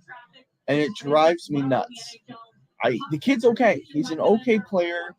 I don't understand these people that think the projectability. It's been a thing for decades. These are always proven to be bad picks. They just always are. Mo, we got lucky with Mo Sider at 6. Simon Evanson, same thing. Those are big guys. Yeah, they can skate. That's great. You can't always depend on taking a guy who's 6'4" if he can't do anything. You look at Logan Stanley. You look at guys like Travis Sanheim. There's a ton of different guys through the years that are taking these heights and weights, and they're just not good. They're just not good. And I don't understand it. I really don't. I would have taken Sandine Pellico over this kid in a heartbeat. I don't think this kid is that talented, to be honest. I don't even think he's a first rounder, if I'm being honest. Again, Vancouver, as long as Jim Rutherford's there, they're going to be senile as hell. I think Patrick Allvin is way above his head. I don't think they know how to manage a franchise. I think them and Arizona, to me, are the 2 worst franchises, management and ownership-wise, in the league by far. It's not even close. Those 2 are by far the worst. So we'll see what happens. Again, how the hell is Zach Benson falling? I have no idea. It beats me, man. I don't know. It should be really interesting to watch. And what's interesting so far, too, we're 2 hours in. The fact that there's not been a lot of trades. I was expecting more trades, if I'm being honest. We will see what happens. There may be more later on. I'm not sure. But nobody went to go trade up this year. And I think it's a lot because these guys really value the picks this year.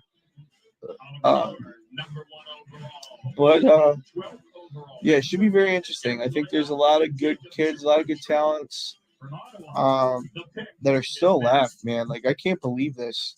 I got half my top 10 still. Benson's here, Jaeger's here, Richie's here, Barlow's here, Moore. Wood, Crystal, Riley Hyde, Kane Zimmer.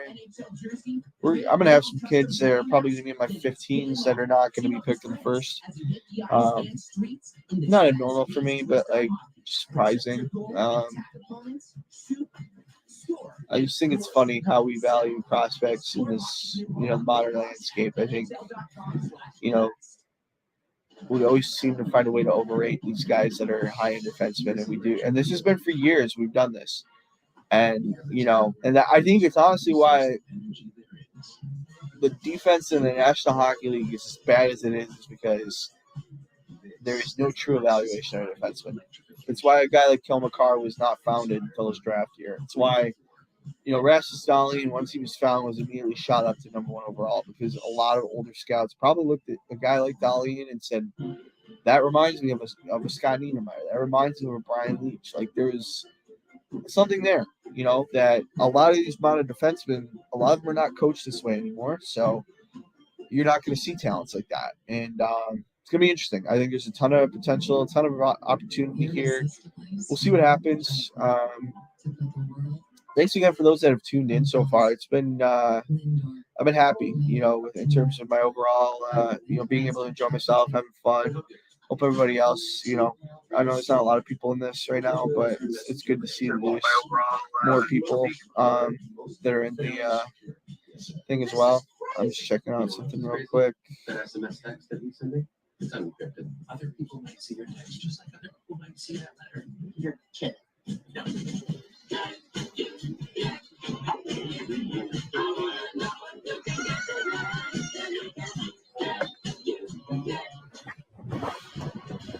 Arizona about to come up here. See what happens. We update the draft here. Sorry. Got excited after. So now, quick recap, guys. Wheelander just went at 11. Should be interesting to see what happens there for these guys. A lot of potential, a lot of good skill. We'll see how everything goes. But Maybe he thought he was going to go to Arizona. Here's how they got this pick. Remember the Jacob Chikrin trade? We waited forever to trade Jacob Chikrin. We finally did. And we got a 12th overall now, this pick.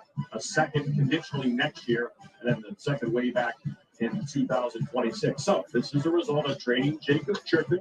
They could take another D here as well. Oh, wow. I missed that Pierre-Luc Dubois trade. I didn't see that before this. Too busy prepping for this. I missed that. To make the 12th overall pick for second year of the first round. Man, they walk out with Zach Benson, man. Gonna be some lucky bastards, man. I'll tell you right now. The Arizona Coyotes are proud to select from Yaroslav Daniel Boot. Bro, what the hell? All right, so it's Boot. Great player, but what? Dude, Arizona has got the worst drafting I've ever seen. Boot is a late first-round guy? It's a little bit earlier than some people anticipated. Yeah, he's a second-round, first-round, like late first, early second guy. I would have. Big kid, too. He's 6'5". What a weird pick. Wow. This reminds me, honestly, of Boston in 2015. You got 2 picks that you have in this. I actually don't have 3. They have 3 picks. I think they have 19 as well, if I remember correctly. I'm going to look here down at the bottom, just confirm that. Weird pick, man. Weird pick. Yeah, good player, but just, God, that's a weird pick. Yeah.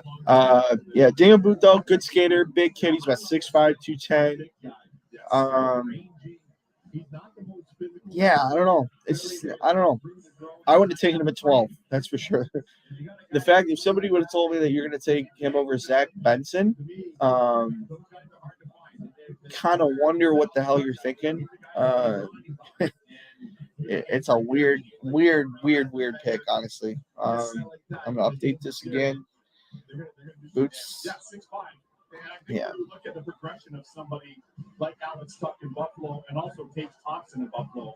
Maybe that kind of enticed Arizona Coyotes, right? Long development line, right? 25. 100%. Yeah. Longer development arc and say, hey, listen, once they grow into their body, they become not just familiar, but comfortable in their own size and learn how to kind of assert themselves with that size, Meg.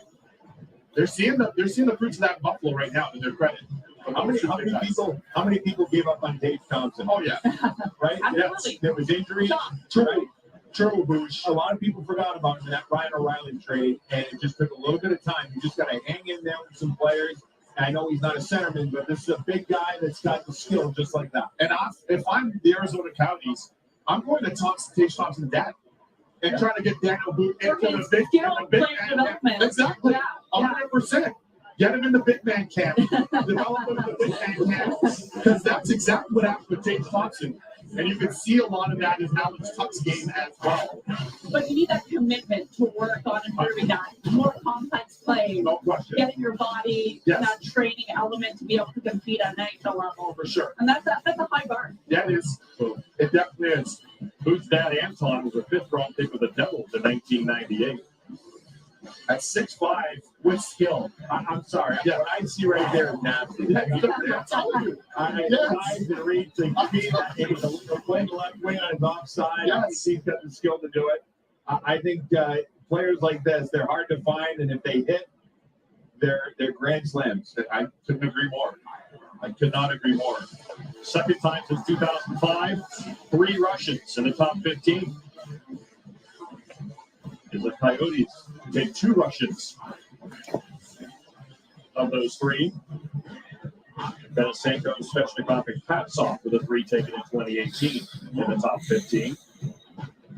So 3 Russians taken in the first 12 picks, and the Buffalo Sabres are on the clock. And as tease the Sabres in the really interesting part of their, obviously, maturation as a team looking to make the playoffs. They missed it for the 12th straight season. They're getting closer under Kevin Adams and Sean Granato. They have a lot to choose from right here. I love Oliver Moore, who's still out there. The guy absolutely fly. Here are their last 5 first-round selections. Power came in right away, as we mentioned. The other 4 we're still waiting to make an impact. They haven't played yet. But a lot of depth in this organization. A lot of depth. And I'm always part of the Buffalo, being a Toronto-born kid. And they have such amazing fans there. We'd love to see them take the next step in the progression. They just missed the playoffs this year. And I look at somebody like, is it a Richie? Oh, right. A Muskie? I look at is it Kobe Barlow and Owen Sound? I look at somebody that's a little bit more. How the hell is Zach Benson falling to 13? I don't understand. Yes, that would be a great pick. That is so weird. I do think they need defensemen. I mean, you look at their D, Darlene, Power, Samuelson, and then after that, I think they could use some D there. They got Matt Savoy that they drafted last year, Isaac Rosine, Yuri Kulich. Yep. So I mean, they could go defense here, but boy, the musty one sounds awfully intriguing. See that he's a local.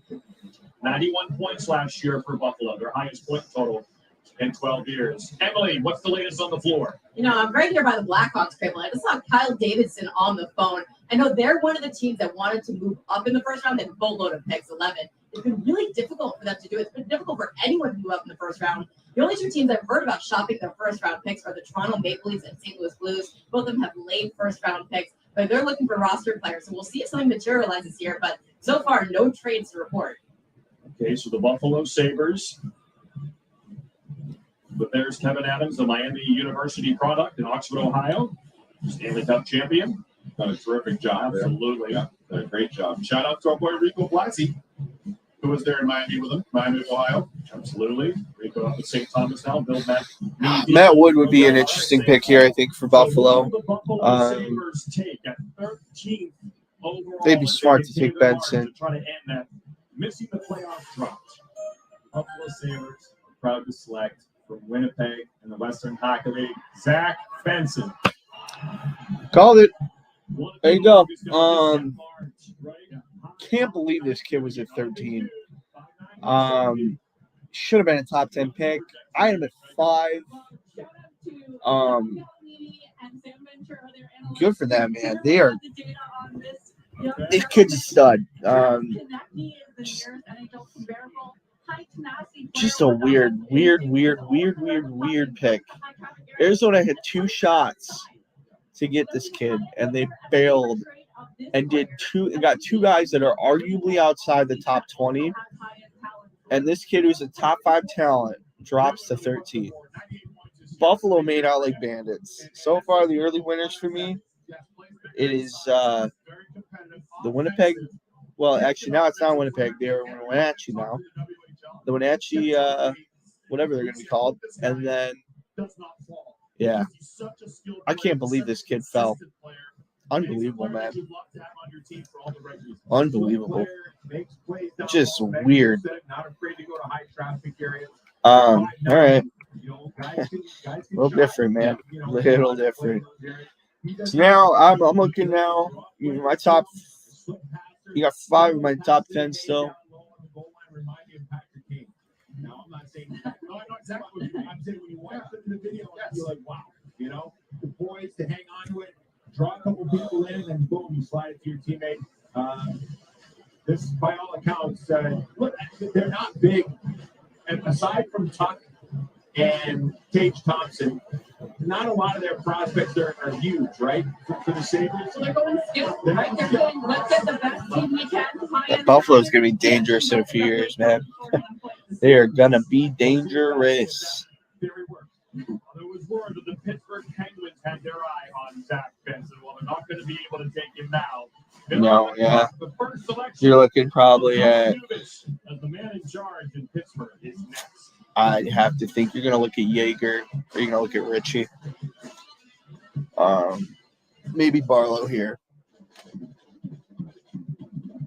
OHL not getting a lot of love. I'm going to be honest. I think that's surprising. I know it's a down year for the OHL, but there's potential of maybe nobody being on the top 15, which is pretty unheard of. And not common. So we'll see what happens. I think there's a lot to like. Again, I'm very interested to see what's going to happen here for the rest of this stuff. I'm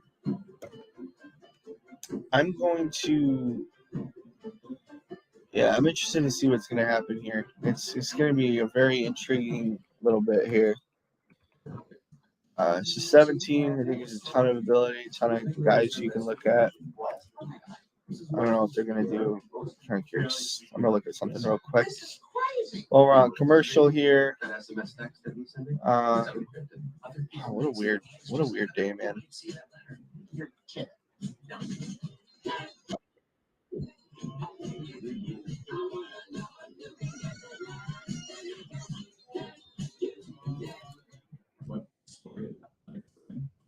All started with a crazy idea. Why can't there just be an amazing model called beer that keeps up with my busy life that wasn't affecting that said? So when did you know you were on it? Like an hour ago?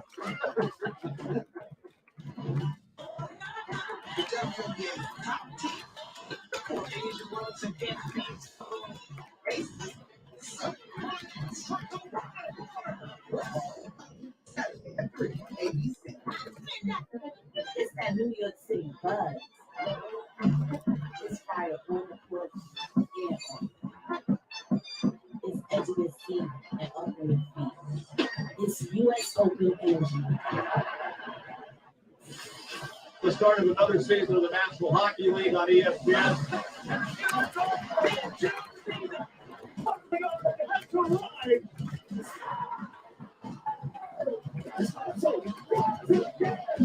The fans on their feet. The Golden Knights are Stanley Cup champions.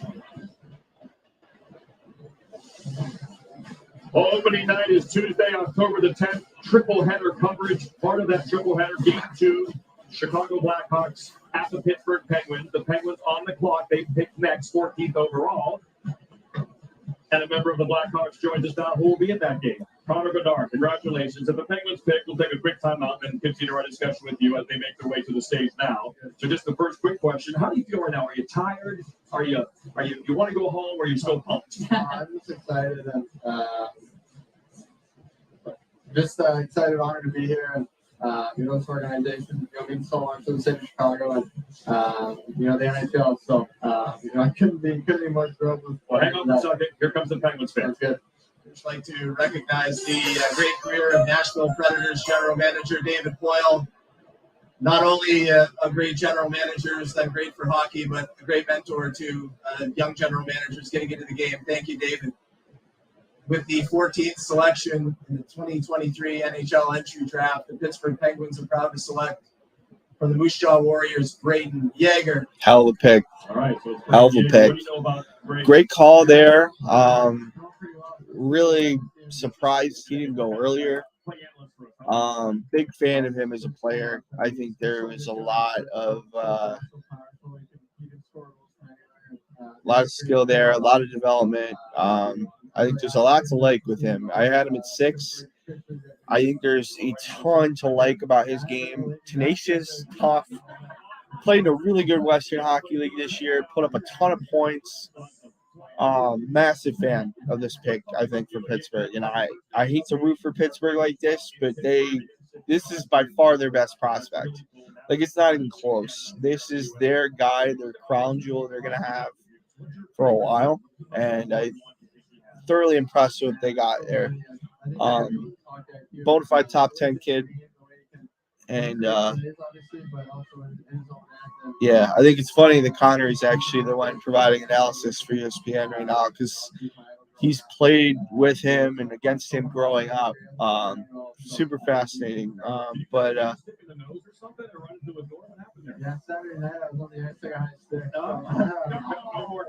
So should be fun. I'm really, really, really surprised to see him drop as low as he did. So I feel like we've known about you for 6-7 years, and the amount of pressure that is on a young man to come through after all the hype. What do you attribute your ability to do that to? Who helped you get through all that to get to this moment? I think it's been nice for me to have it kind of gradually grow. It wasn't an overnight thing, and for me, my parents were great. She's great with all that, my sister. But for me personally, it's focusing on what I can control and. I wake up, I want to get better on the ice every day and off the ice, of course. So, it's kind of my mindset, but kind of that outside my mindset, nothing I really focus on too much. I've got a question because I love the fact that you're a hockey nerd. You just alluded to it. You spoke about it earlier. You're a fellow hockey nerd. You can sleep through the game. At what age that you can remember? Were you telling your parents, okay, I'm not going to rollerblades on vacation, but at what age? All right, let's see here. So we got 14. We're looking at, 15, my mistake. As far as Nashville, who do I think they're going to take? They're going to want somebody that's a bigger player, but I also really like, somebody who's an overall 200-foot really good player for Nashville. That's what Barry Trotz loves. 3 guys I think in particular could be really interesting. I really like Callum Ritchie. I really like Colby Barlow here, and I like Oliver Moore. I think all 3 of those guys really fit for what they're going for in Nashville. I think they're in need of more offensive guys. Should be interesting to watch here. I think there's a ton of ability and skill with these players, so it should be fun. I'm super excited to see what we got here coming up in 15. I like it pretty well. Yeah. At what age did you go to that flex? Did you tweak it along the way? It's always been pretty the same. And, I don't know. I tried going up, but it wasn't really for me. And I like kind of where I'm at with that right now. Well, the Nashville Predators are on the clock now. As you can hear now, this is a big rivalry. Like when you come in here to play road games, you'll hear a lot of your own fans here and them as well. It's a pretty cool atmosphere, isn't it? Yeah, it's awesome. I think they've been booing every other team except the Preds. So I actually got to watch the playoff game here when I was 12 years old. So it was crazy how packed it there. Thank you for all you've done. You're a great ambassador for the game. You have to take the game. Yeah, Oliver Really great job. Appreciate your energy and your love of the game. Thank you. You make it a better league. Thanks. Thank you. So again, Nashville, the hometown team at this year's draft is on the clock. Connor, by the way, will head to Chicago this Friday. So maybe you'll see Connor walking around the city. Say hi. Thank you. All right. So again, the Nashville Predators have a new man in charge. Barry Trotz is the new guy. taking over for David Boyle, who's been honored tonight multiple times. And you can see they have a new coach in Andrew Brunette. He's going to get another shot to go over Joe Quenville in Florida last year. Guided them to a President's Trophy. Was let go by the Panthers. They decided to go with Paul Maurice. Bruno went to New Jersey to be the assistant with Lindy Ruff. Nashville plucks him. And it's interesting about Barry Trotz, right? We consider him a defensive coach. Not now. He wants talent. I'll go, buddy. I'll go get four grinders. Get me skill. Get me a lot of skill. Give me a ton of creativity, speed. That's a big part of the mandate under Barry Trotz's transition from David Boyle.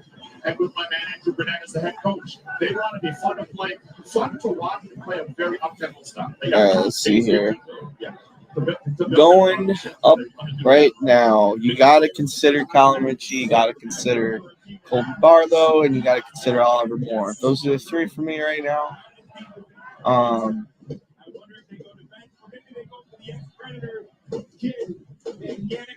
Yes, good play. I'd like to see David Boyle say, before I make my pick, I like to honor myself. My contribution to the NHL. All right, the Preds, will it be Perot with some sick skill? All right, let's see here. Here we go, Smashville. From the University of Connecticut. Oh, damn. I had a feeling they might take him. Damn. I was hoping Detroit would take him.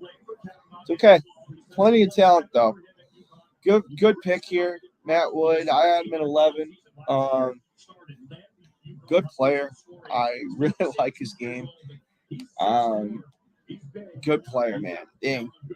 It's too bad. All right. So there's still really good players, like you said. I think the OHL, they're going to be – Oliver Moore is going to be a really good prospect. If we wanted to get more of the same. I think Barlow and Ritchie are both high-end offensive guys. You're going to get at least one of those guys that's going to fall. Matty Wood's a good skater, raw. A lot of growth in this kid. I think he's a very savvy young player. Played for an unconventional program in UConn. Really great straight line skater for Matt Wood. I think he's going to be a ton of fun to watch. A couple years still for him, but man, is he a good player. I don't know how Matthew Wood goes after Daniel Boot. Tell me an area where that makes sense, but should be interesting. I'm entirely perplexed on where Arizona's mind is at right now. I don't know what they're thinking. Almost think they're not thinking. Just a weird pick. I thought Gabe Perot would be Nashville, honestly. That was another one I thought as well. This is a long-term project here, but a guy who's been turned to be a really good pro with that size and smarts and hands. You see what Mark Stone has done with hand in hand. You got elite hand in hands. You can play this. And I love you saying that because you saw those attributes of Mark Stone in Ottawa. Yeah. And by the way, in Ottawa, shift to shift. And credit to the Vegas Golden Knights for being aggressive, going out and getting him, bringing him into the fold. By the way, 2 back surgeries later, and they just hold points Lord Stanley's Cup. He's the captain of that team. So I like the point there. UConn hasn't been a D1 program very long, but now they have 2 number ones. Tage Thompson was the first back in 2016. This is, not quite as big as Tage. Tage was real skinny at this age. The guy's already got, again, he's got a big legs, and he's going to be a strong guy. He's tough to move around that and use those hands and break. Right, and you can tell he's a smart player, right? Yeah, exactly.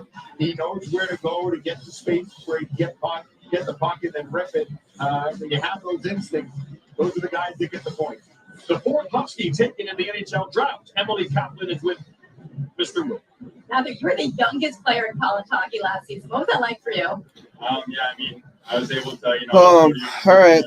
So now goes to Calgary here. Ritchie, Barlow. Again, I'm going to repeat the same 3. I heard that you wear number 71 because you love Evgeny Malkin. What do you like specifically about him? I've always, looked up to him. He's a big, forward that can score, and he makes unbelievable plays. And He's a really, really special player. So I've always looked up to him. We're talking so much about Connor Bedard tonight. You're the only person that I know that lives with him. Tell me something I don't know about that kid. I mean, you probably already know this, but he's just an unbelievable person down to earth. I mean, he works super hard, and he's going to be really special. Awesome. Congratulations. Thank you. Yes. All right. I'll tell you this, too.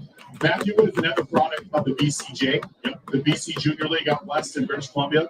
That's the best Tier 2 league in terms of producing college players in North America right now. They're on a heater out there in terms of producing college hockey players. Offensive players, like the guys that come out of there, they can score. Yes. They can create offense. I would say the USA. I love USHL too. Good. The USHL, it seems more structured. Yes. You know, with the BC League, like that, the top two lines, those guys can go and they can create and generate. And so that's what you're looking for. Yeah. That's where you can find some talent. And, you know, Matthew Wood, obviously he's a bigger guy. I think college is the right route for him, seeing that it's going to take a little bit longer. Damn, we're 2 hours in. Nobody's watching right now. That's fun. Yeah, damn. This is You know, you look at the profile, goal scorer. We feel that he's a long way to grow. I mean, but he's a big body. He can score. You know, we're just going to let him develop, and you know, we feel that we get the right profiles. You know, those dynamic people will get you out of your seats a little bit. You got to score goals in this game, and you need some size to win in the playoffs. So, all right, let's see. Calgary. How active you've been this past week on the phone. What are some things you're trying to do with the Predators? Well, you know, Let's see what we got here. My first go at it. I've got a great mentor in David, and surrounded by some great assistant general managers right now. And you know, I'm just trying to touch base. I'm trying to try different things. You know that we want to. You know, we've got so many young kids coming. You know, I want to change the profile. We were, you know, a defensive team for a number of years, and I coached it. We found ways. We had a good support. Chicago team to take care of them. So I just trying to look at the profile, so I'm a good coach, and the guys are drafting a little more offense. Awesome. Thanks, Barry. I'd like to congratulate the Vegas Golden Knights on the Stanley Cup championship. And finally, there's not a general manager sitting at the table tonight, or anybody that's been a manager in this league for the last 25 years that have been positively influenced by David Coyle. He did his job with class, and dignity, and honesty, and wish him lots of success, much success in his future. For our first pick, I'd like to introduce our new general manager, Craig Conroy. I want to thank all our season ticket holders back at the draft party at the Telus Club in the Scotiabank Saddledome. Hope they're having a good time. With our first pick, we're going to take from the Vancouver Giants, Samuel Hanzik. Good. I'm glad I didn't want the Wings to make this pick. So, Wings were rumored to like Hanzik. So that's good that we didn't get him. Sam Hanzik's a good player. I think he's more of a second-round guy, if I'm being honest. I don't see the high-end skill that everybody else does. Good skater. Again, people being size queens. He's 6'4", about 210. Good offensive player. But I don't know. There's a lot better players that are available now for the Wings pick. I'm super excited. I think, you know, looking ahead to 17, you got a ton of different guys to look at. One guy I really like is Oliver Moore. I think it would be a perfect pick to couple him with Nate Danielson, because you could always move one of those guys to the wing. You take the center because he's available. I really, really, really like Oliver Moore's game for Detroit. For me, he's absolutely the guy you got to look at. Callum Ritchie is another really big, high-end offensive player. Can drive motor. He's got a real good drivetrain to him. He really handles pucks well. He battles. He's super driven. Colby Barlow is a guy who I look at him like a top Bertuzzi. Very high-end player. Good skill, great ability. Great hands as well. Plays a lot older and actually honestly plays a very mature game for a kid that's in junior still. Still would have a couple years, I think, in junior. Same with Callum. But both of those guys should be very quickly to be high-end players to jump out here. I think you look at, if we're going high-end skill, you got to look at a guy named Andrew Crystal. To me, one of the most skilled players outside of Matt Vey and Connor and Zach Benson. He's in that mold of player, super high-end offensive player. People question the skating a little bit. I do understand that slightly. But if he can make the moves he makes, he's got to be a decent skater. Super skilled guy. I think he would be a nice foil to what we already have in the prospect system in Detroit. Wouldn't mind that pick at all. You look at guys like Riley Height would be another guy who I wouldn't mind. Good player, good skill, good ability as well. Gabe Perreault, another guy who I wouldn't mind here either. Good offensive player, good skill, good ability. I think you got to go with another center, in my opinion. You leave Sandine Palika on the board. You leave guys like, I don't think we need the D. I think they've done enough in terms of getting guys.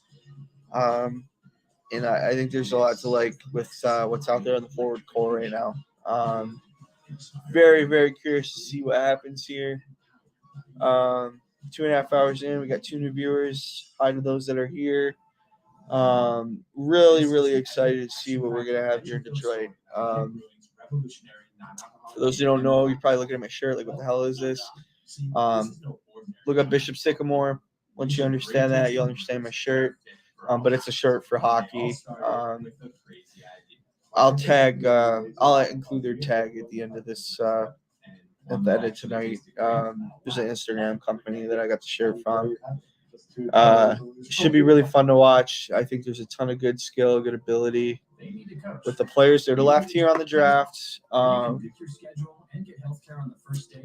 Yeah, I mean, like I said, the Western Hockey League right now I think is getting really undervalued. I think the O right now, the guys that are available for the O right now are getting really undervalued. Yeah, I think there's just good talent all across the board here. It's surprising that there isn't more national development kids picked, but those kids are going to come, I think, in the next few picks. Still on commercial right now, but I think we'll find out more as we keep going here.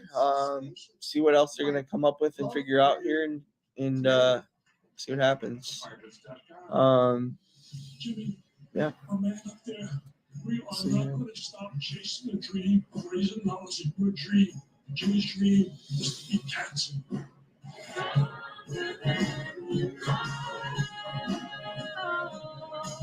We look up, not giving up in the dictionary. All right, let's see here.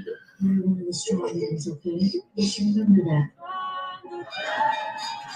Don't give up. Don't ever give up. This is International Fight Week, and this card is absolutely amazing.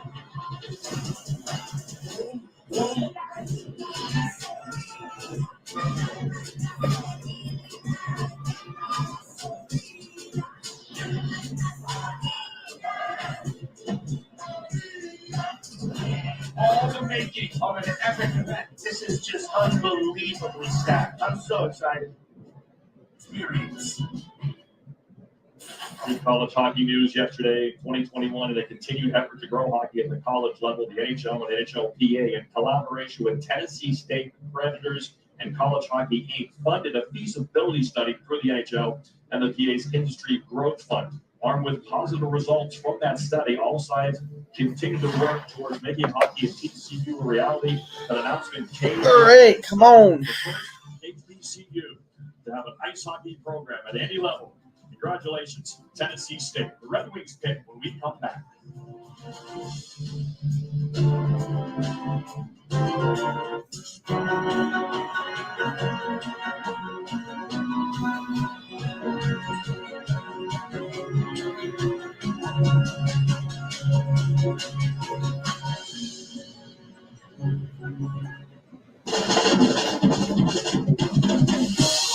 This electric feels different. because it's powered by the most potent source of energy there is. All right. See here. This is the Lexus. For those that missed it, as far as guys I think that are going to be available that Detroit should look at, like Callum Ritchie a lot, plays in the OHL. For blanking on the team right now. Oshawa. Colby Barlow playing for Owen Sound, another OHL kid, more of a Todd Bertuzzi style mold. National Development Program. Oliver Moore is a center, plays a lot like a Dylan Larkin. Very similar to the pick they already made with Nate Danielson. Should be interesting to see that if they go that route again. Wouldn't mind it. You can never have too many centers. You can just convert them over to wing. Looking for super high-end skill. Andrew Crystal is still available. I think he's top 5, top 10 in the draft in terms of his overall stick handling. To me, he's a very pro-ready player. In terms of his insight and his mental game, he's just got to be a better skater, so he'll stay in junior for a little bit. Riley Height's a good north-south guy, really tough, good player, can give you offense, can do a lot of different things. Kane Zimmer, same thing, another kid from the West. Would like to see him maybe improve his defensive game a little more, which is, I think, why he will fall probably towards the back half of the draft. I'm just really high on him. Gabe Perreault is Yannick Perreault's nephew, I believe. Good player, good on faceoffs, good skill player. Was part of that line with Will Smith and Ryan Leonard, both guys who were already picked. They went and dominated the U18s, did it really well. Like that pick as well, and wouldn't mind that for Detroit. Those are the guys who I think that are available. Another guy who I would be curious to see if they're going to take him, might be a little early. You could see it in the second round, is a guy named Noah Dower-Nielsen. We took Liam Dower-Nielsen, the Wings did in 2021. He was a 5th round pick. Would be high for Noah Dower-Nielsen, but I don't think it's as crazy as a lot of people would think. So we'll see what happens. But I do like a lot of different players for this pick. So it just depends on what we do here. Like I said, I don't really love the defensive class this year, so I don't know if we, I'm not a big Sandin Palika guy. I don't really love getting him at this pick. In terms of the public perception of his value, I think there's a lot there. Would be interesting to see what we can do here and to, see what happens, but we'll find out here. The Canucks in a Horvat deal, and now it's the Red Wings selection. Best available, Megan. What are you thinking if you were in Steve Yzerman's shoes as they make their way to the stage? Well, I have Perreault, but you're looking at Yzerman. He loves to draft out of these European pro teams. I'm thinking he goes with Palika. His defense, NHL comparable to Chris Letang. Strong pick for him, and he's still available at this point. So I would guess he's leaning that way, but you can't go wrong with Perreault either. Again, they missed the playoffs for the 7th straight season. 80 points last year. What was their highest point total in 7 years? So they're trending up. There's a lot of teams coming. Ottawa, Buffalo, New Jersey certainly on the rise already. They made the playoffs last year. So these picks are all very important. Here come the Red Wings. Pick number 2 in the first round for them. Here comes Steve Yzerman to the microphone one more time. Before making our selection, I'd like to thank all the Red Wing fans back in Detroit at Little Caesars Arena who are watching the draft live. We really appreciate your support. With the 17th pick, the Red Wings select from Sollefteå, Sweden, of the SHL. Yeah, it's like Sandin Palika. Here we go. Almost too easy. Kind of what I figured. Not really in love with this kid, honestly. You can do a lot worse, for sure.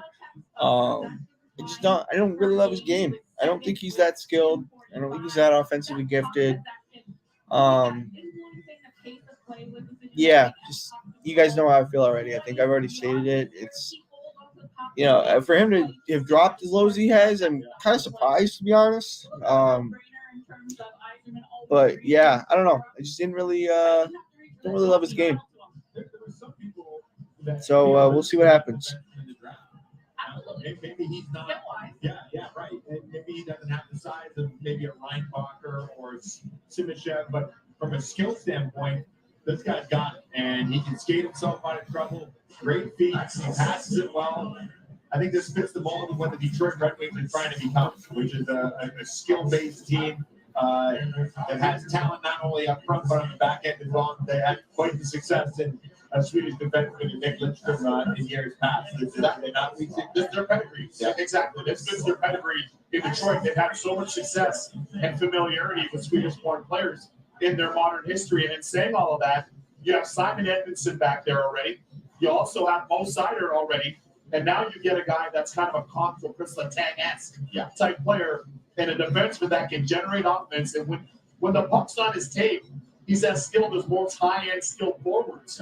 That is absolutely dynamite for the Wings fan back in Motown and for the pure Michiganders that are tuned in drinking a Burners right now during this draft. I like this selection.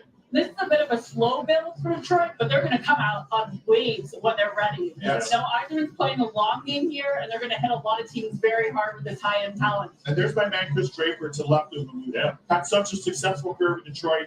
He's an outstanding executive. He's in rinks all the time. And I'll say this about Steve Yzerman as well. He's not the warmest in terms of personality per se, but he too is in rinks all the time. He's one of the hardest working execs, Steve Yzerman. I got to give him a lot of credit for that. You know what really the respect that I have for Steve Yzerman and his staff is that they are so real in what their assessment of their group is. If you ask them, like they don't try and paint a picture that isn't there. They're honest. They know that they still are a ways away. They're not ready to strike. They want it, like, as you mentioned, that slow build. That's what they want to get to.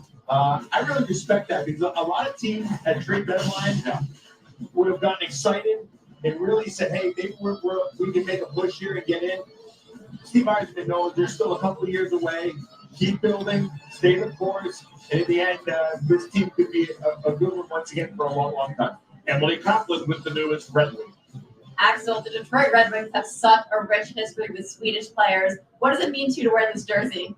I mean, it's an unbelievable feeling. I mean, I've had great talks with Detroit before, and, you know, I had a great feeling when they were coming up to pick, and I'm very happy that they picked me, so I'm very happy. What went on in those talks when you talked to Steve Yzerman and his staff? What stood out? Nothing special, really. Like, the meetings are pretty usual to the other teams, but, you know, the Swedish scouts talk to me a lot, and, you know, they like me, and, yeah, I have a great feeling about the organization. I'm excited to join them. And when do you think you can play in the NHL? We'll see. It's hard to tell, but next year I'm going to play SHL, so we'll see what happens after that. Awesome. Text me, kid. Yeah. Thank you. One of two defensemen in this class under 6 feet and 180 pounds or lighter. So those are the two Red Wing picks on this, Stevie. They'll also be active in the second round. Up next, the Winnipeg Jets. You might, if you go on Craigslist and see a Winnipeg Jet for sale, don't be surprised. Because we see they're there to be aggressive. They're a big player. They're looking to restock, and they're kind of like St. Louis. They don't want to stink. They don't want to tear it down. They want to reward their fan base with the loyalty they show, the ticket price. Our pick is in already. Wow. What can they do? I don't know. Winnipeg must have really liked somebody on the board here. Let's see. What's the latest on Connor Hellebuck? And one member of the staff's like, I don't comment on individual players. Probably Gabe Perreault here, I'm thinking. I got news for you. Spicy comes to Connor Hellebuck was very real in his season-ending press conference and saying he doesn't want to be a part of a rebuild. Right. And that's a Michigan native. So I know there are a lot of teams that are eyeing Connor Hellebuck. To me, what'll be very interesting is what they end up doing with Connor Hellebuck. They made the big trade, of course, with Pierre-Luc Dubois. I think they got a great return. And Gabe Velarde, I followed some of the pieces in that deal. So I'm curious to see what they do with the selection. But all things are for their franchise goalie, a.k.a. franchise quarterback. Where does this go? That's what I want to see. Gabe Perreault or more here, I think, honestly. Because they don't really draft OHL that often, honestly. Winnipeg is very U.S.-centric, so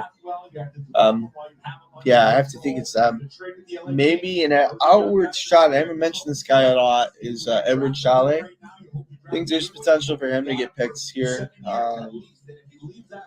Not sure if that's going to be the case, but we'll see. They've made the playoffs in 5 of the last 6 seasons. Of course, they lost to the eventual Stanley Cup champions in 5 games. The Vegas Golden Knights. The pick is in for the Winnipeg Jets at 18th overall in the 2023 draft.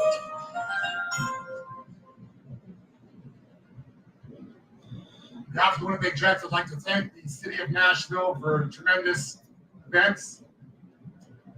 Love to congratulate David Boyle for a tremendous career. Thank you very much for all your mentorship.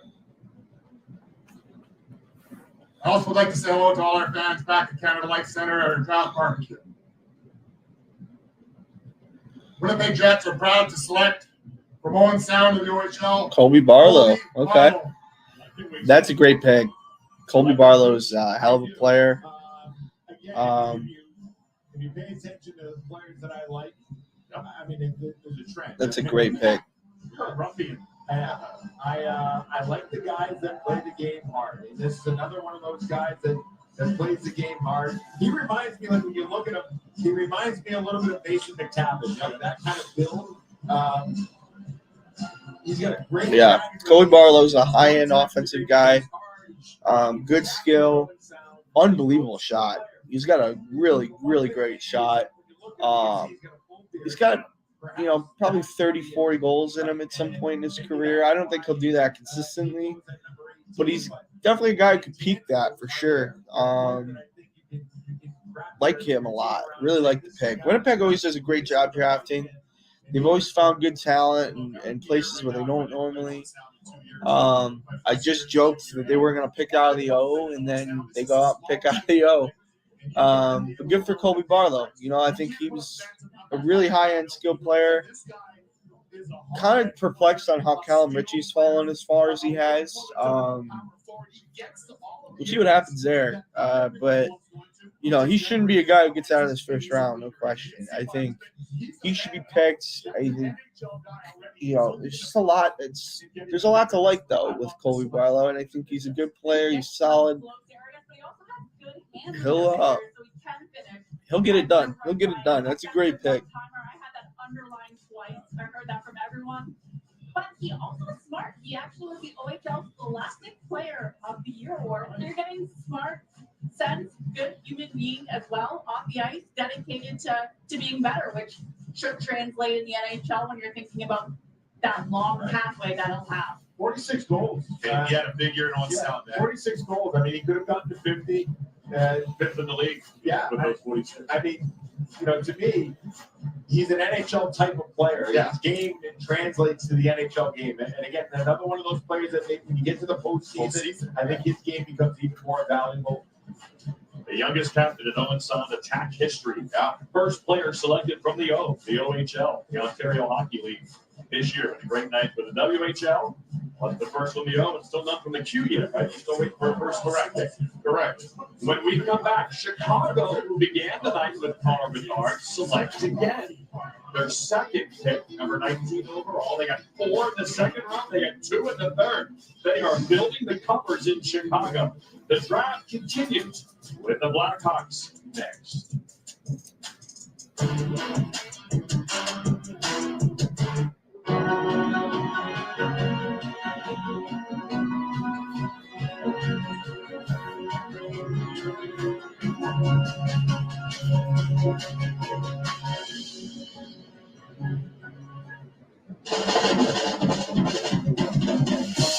This electric feels different because it's powered by the most potent source of energy there is. You. This is the Lexus variety of electrification. Inspired by, created for, and powered by you.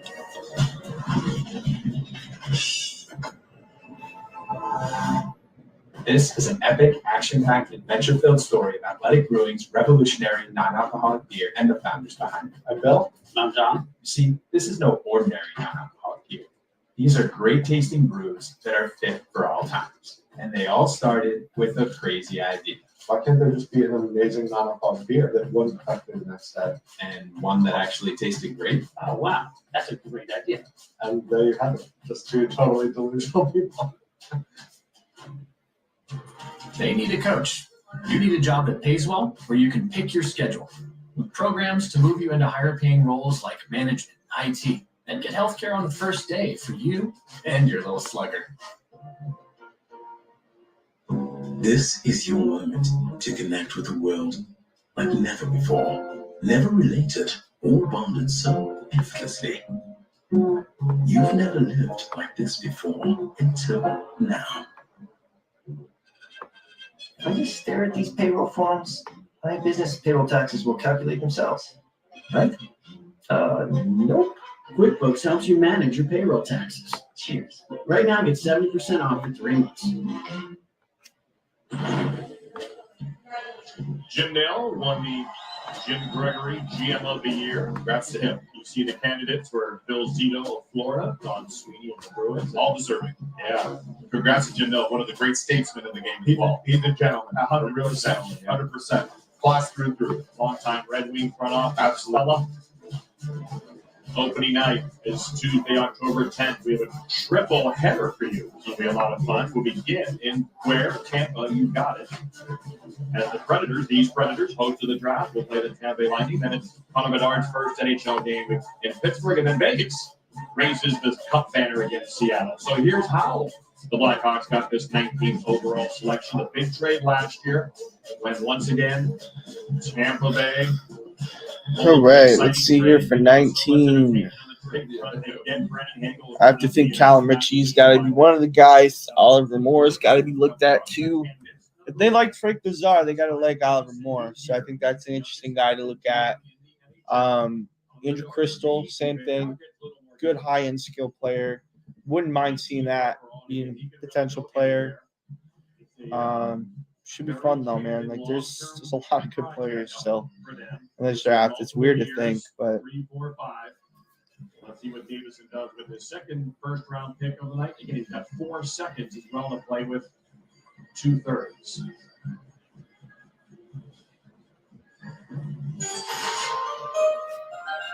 With the 19th pick in the NHL Draft, the Chicago Blackhawks are very proud to select Oliver Moore from the U.S. National Development Program. Bang on, man. This dude. I mean, this dude is Bang on. That's everyone can skate well. This guy stands out. a great pick. This guy can fly. Oh my That is a great pick. Hands down the best skater in the draft. Yeah. His Good for him, man. Good player too. I would have loved for the Wings to take him, but that's makes a lot of sense here in Chicago. Having him with Connor Bedard is going to be lethal. Like God, that is going to be a lethal combination. You have him, Frank Nazar, and Connor Bedard. Unbelievable combo, man. That's a brutal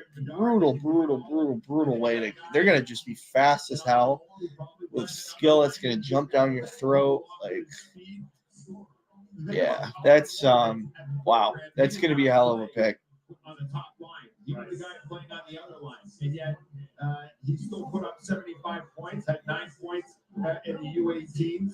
So yeah, man, that's it's a hell of a pick there, man. It is a hell of a pick. But this is a guy with speed that you don't see all the time. No, you definitely don't. He's a gopher, and I'll tell you, gopher fan, this guy's going to bring you out of your seats in Mariucci. Oh, yeah, he definitely will bring them out there and land at 10,000 lakes. And what he does is by attacking the opposition with that speed, he puts them under duress. Yeah. He's got a V12. It's not a V8 in him. It's a V12. You can hear that exhaust when he steps on it. In a blink of an eye, he can gain not only acceleration, but zones with his speed. It's that electrifying. From our data set too, on the cycle, he can actually move the puck into that middle of the ice and set up teammates. High involvement player, so he probably can make an impact on the cycle. But off the rush is his bread and butter with that speed. Puck retrieval and anticipation, shows that determination and tenacity, which is maybe why he got up to this point. Yeah, second and third effort was the stuff that I saw. And that's a great point, Mike. Right? And like when I think of Dylan Larkin when I see him. Yeah, Dylan Larkin. That's the NHL comparison I have to pick up. Yeah. You know, I like speed kills. I mean, it's tough to play against. I mean, you hope that he can catch up with the speed at the NHL level that it can all click. if it can, you've got yourself a dangerous project. I love you saying the second and third effort because quite often with the speed merchants, they figure that the speed is enough to get them there, to win a battle, to be first in the position, to generate an opportunity. So when you add that speed with the second and third effort, there it is. Being that competitive, there it is. There, it's separated 100%. And that's why I was sitting on this desk all year long. Give Dylan what kid is breeding in Detroit. He got it. And you remember Bucci. Yes, I do. And I'm glad he finally got it because he had his mom, Shauna. Saw his mom, Shauna. She's won 10 marathons, including one Boston. So she's got a lot of stamina. Emily, Oliver's got speed. Oliver, we keep talking about your speed. Someone at the U.S. program said you're the same speed category as Connor McDavid. What do you think of that comparison? Yeah, I mean, that's a stretch for sure. I think he's obviously a great player, but I think I like to use my speed out there to my advantage. And anytime I can, it's awesome. So. Bucci mentioned that your mom, Shauna, ran marathons. I heard you run a sub-5 mile when you were a Wow. high schooler. How did that shape you as a hockey player? Yeah, in middle school. I was in middle school. Remember that. So, yeah, I mean, I think it just helped me be athletic. And obviously, like I said, I like to use my speed, and I'm an athletic player. So, yeah, that's probably what helped me a lot. And you're coming to the Chicago Blackhawks, ushering in a new era with Connor Bedard. Yeah. Like, what's going through your mind even as I say that? So excited. Like, watching him all year, it's unbelievable what he's been able to do. And to have the Blackhawks organization draft me and have the trust in me, I mean, it's unbelievable feeling right now. I can't even describe it. Congratulations, welcome to Chicago. Thank you so much. Yeah, he ran track in middle school at St. John the Baptist in New Brighton, Minnesota. 4-minute, 55-second mile in middle school. Well, listen, if you're going to run marathons, you're not going to be able to run with speed. Pace yourself in marathons. I suggest he doesn't have to run a marathon. Stick with the 800, stick with the 400, stick with the 100. Yeah. Keep the speed out of it. Well said. Well said. But you know what? Legs feed the wolves, right? And I mentioned earlier, I was talking to the Hughes family this afternoon. One of the first families of hockey, of course, with the parents of Lou, Jack, and of course Quinn in Vancouver. And their mom really. All right, Seattle's going up to pick. Right, as from a skating standpoint, her having played college hockey, both her and the dad. And here's a look at my former teammate, the great Ron Francis. Yeah, they're not messing around in They're Seattle. not messing around in Seattle, but They're up next. They are up next, and it was an outstanding season for Seattle. I got to give them a lot of credit. I didn't see that coming. 40-point improvement from their inaugural season. Only the Devils had a larger improvement.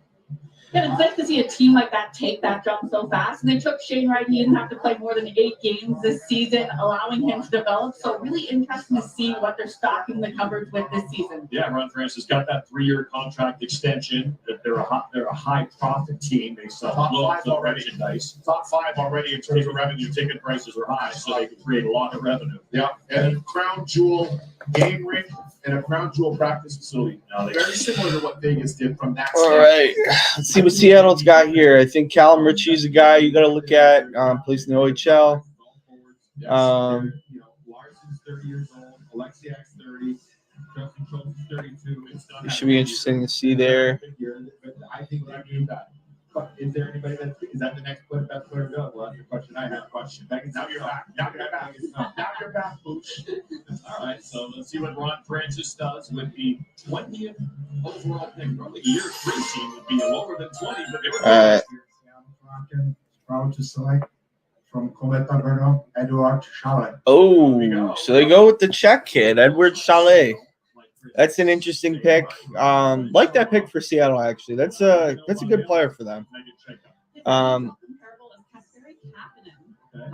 High-end player, good skill. Really struggled though at the pro level this year, so we'll see what happens. It should be fun to watch his development. I think. Honestly, like him a lot with Beniers. I think that could be a natural pairing eventually. Similar skill sets, good players. Really high-end thinker, though. Surprising, I think, compared to the beginning part of the year. I think a lot of people thought this guy was going to be a top 5 pick. He kind of dropped off a little bit this year, but honestly, this is the right spot for him. I think 20 is a good spot for him. Don't mind his game. I think he could be defensively a lot more responsible than he is. He's not bad, though. Just needs to bring more to it. I think there's a lot that he could do, a lot that he could bring to the table. It's just a matter of being there and approaching his game in the right way. He's gonna bulk up a lot. I think he's still got a couple years before he's even close to making the National Hockey League. So we'll see where it goes. But it should be fun. I think there's a lot to like there with their pick there. And the slide for Callum Ritchie continues. Very surprised by this. Like I thought for sure, Callum Ritchie should be picked here in the next 12 picks. I would be very surprised if he wasn't. Should be interesting to see what he does here.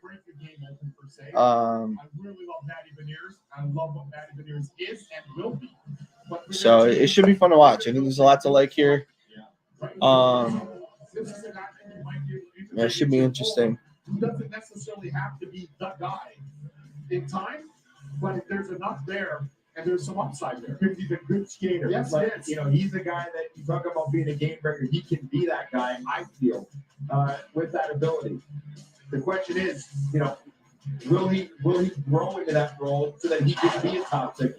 That's the question. Some people just don't feel like if he doesn't get to that point, it's kind of like he's just going to have a tough time. And it would have to be handed to him. Right. We'll see if he can do it. But there's no doubt that skating ability is there and the offensive instincts are there as well. He definitely has a shoot first mentality too. So you're right. If he's not getting pucks to him, there may be a challenge, and that's something with this Seattle building up their run where they maybe put high-end players with them. They're not quite there. They're still on the development side. Emily with Edward Shala. Edward, what were you thinking of when you put on that jersey?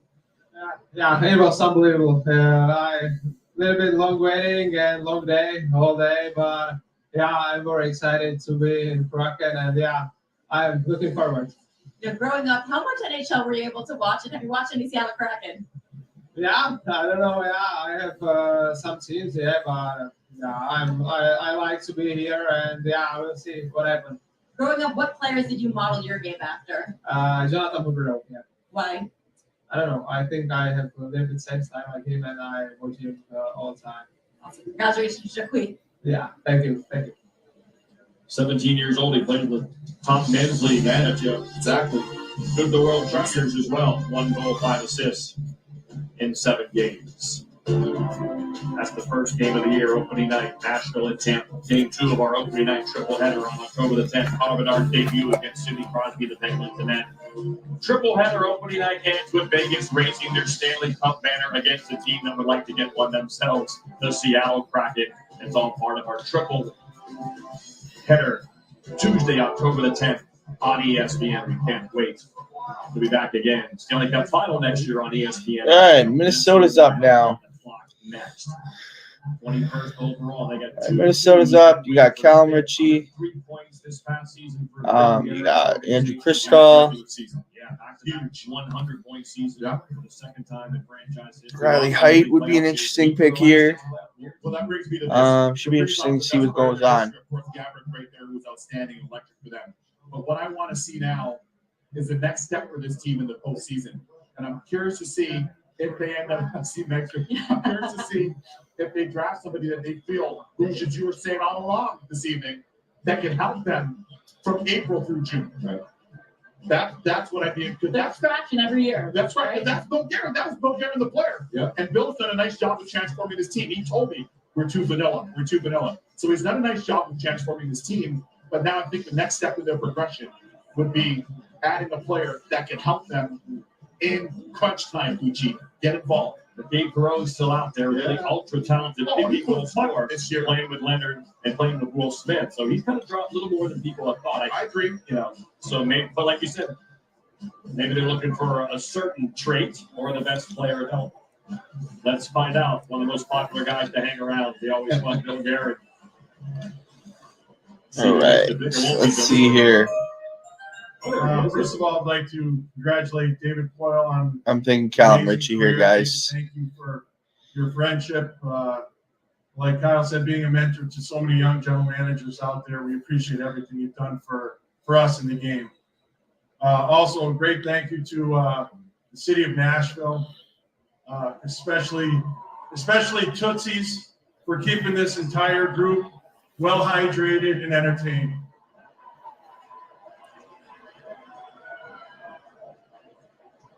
Minnesota Wild proudly select from the University of Wisconsin, Charlie Stramel. Oh, okay. Interesting pick here.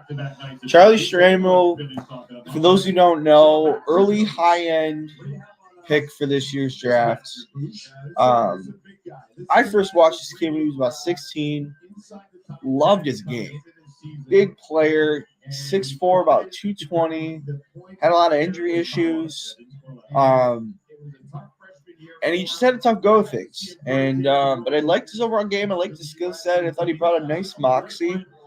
And the injuries kind of bit him. But I'm glad this kid's still a first rounder. He's a first round quality kid. Tough kid. Isn't afraid to get in the corners. He's not afraid to get in people's nose and just really get at them. He's got a lot of work still on the offensive side of the game. But I think there's a lot to like here. I think Minnesota, he really fits in well with the personnel there. You're going to have him. You're going to have Marco Rossi. You'll have Matt Boldy. Just a good supplemental guy to have with these really high-end talented guys. So should be fun. I think there's a lot to like here with Charlie Stramel. Really pro body, too. He's about 6'4" and about 225. Big kid. I mean, for 18 years old, that's a huge guy. So he's pretty much ready to go. It's just a matter of getting his offensive ability going and getting in the right frame of mind. So it should be exciting to see what he does here, going forward. I think he's going to probably play another year or two in college, and we'll go from there. So we'll see what happens. But really happy for him. It's a good story to have at the end of this, close to the end of the draft. And he's a guy I think deserved to be, close, within the first round for sure. So fun to watch. Absolutely, that grit and jam you were talking about beforehand. You predicted this pick here. NHL comparable Anders Lee. Stramel actually said he's a lot like Alex Tuck in his mind. High success rate in tight areas and under pressure, and plays that aggressive physical game that we all know translates in the playoffs. Fourth USA-born guy to be taken. Will Smith was the first. There's his line mate, Ryan Leonard, both going to Boston College this fall. Oliver Moore heading to Minnesota. Charlie Stramel heading back to Madison. Flyers are next.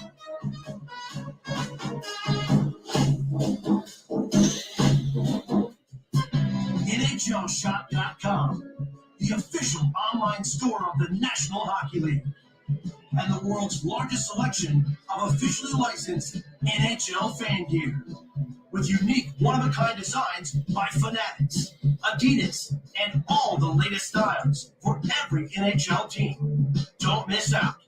Shop now and get today's special offer. NHLShop.com, a Fanatics experience.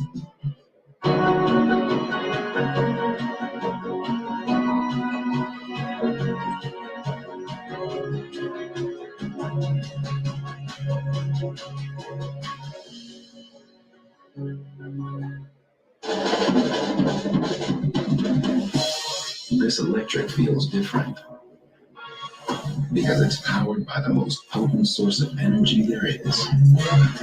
You. This is the Lexus variety of electrification.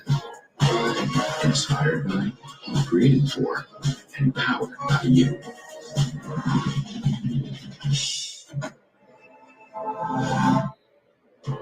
They need a coach. You need a job that pays well, where you can pick your schedule. With programs to move you into higher paying roles like management, IT, and get healthcare on the first day for you and your little slugger. This is an epic, action-packed, adventure-filled story of Athletic Brewing's revolutionary non-alcoholic beer and the founders behind it. I'm Bill. And I'm John. You see, this is no ordinary non-alcoholic beer. These are great-tasting brews that are fit for all times. And they all started with a crazy idea. Why can't there just be an amazing non-alcoholic beer that wasn't affected the next day? And one that actually tasted great? Oh, wow. That's a great idea. And there you have it. Just two totally delusional people. Next WNBA game on ABC, Saturday afternoon. Rematch of last year's final. These teams have the best rushers in the league as well. The Sun, 3 Eastern, noon Pacific. The Aces, the Sun. Coverage tips off with WNBA Countdown. Well, the Flyers got another first-round pick. All right, let's see here. It's pretty convoluted. Of course, the Provorov trade, they go to Columbus. LA retains some of the Provorov salary. The Mountain and Hodgson go there. And the Flyers, you can see they get a second next. Callum Ritchie. Now, also some choices in 24, 25, a lot going on. But the only thing that matters is they're picking again. Yeah, they are picking again. And you think they might take Radek Fox on maybe? I think so, or maybe Perot. All right, either way, they can't go wrong there. Yeah, I'm in on those.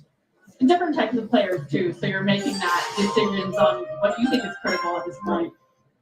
With the 22nd selection, Flyers are proud to select from the London Knights of the OHL, Oliver Bunk.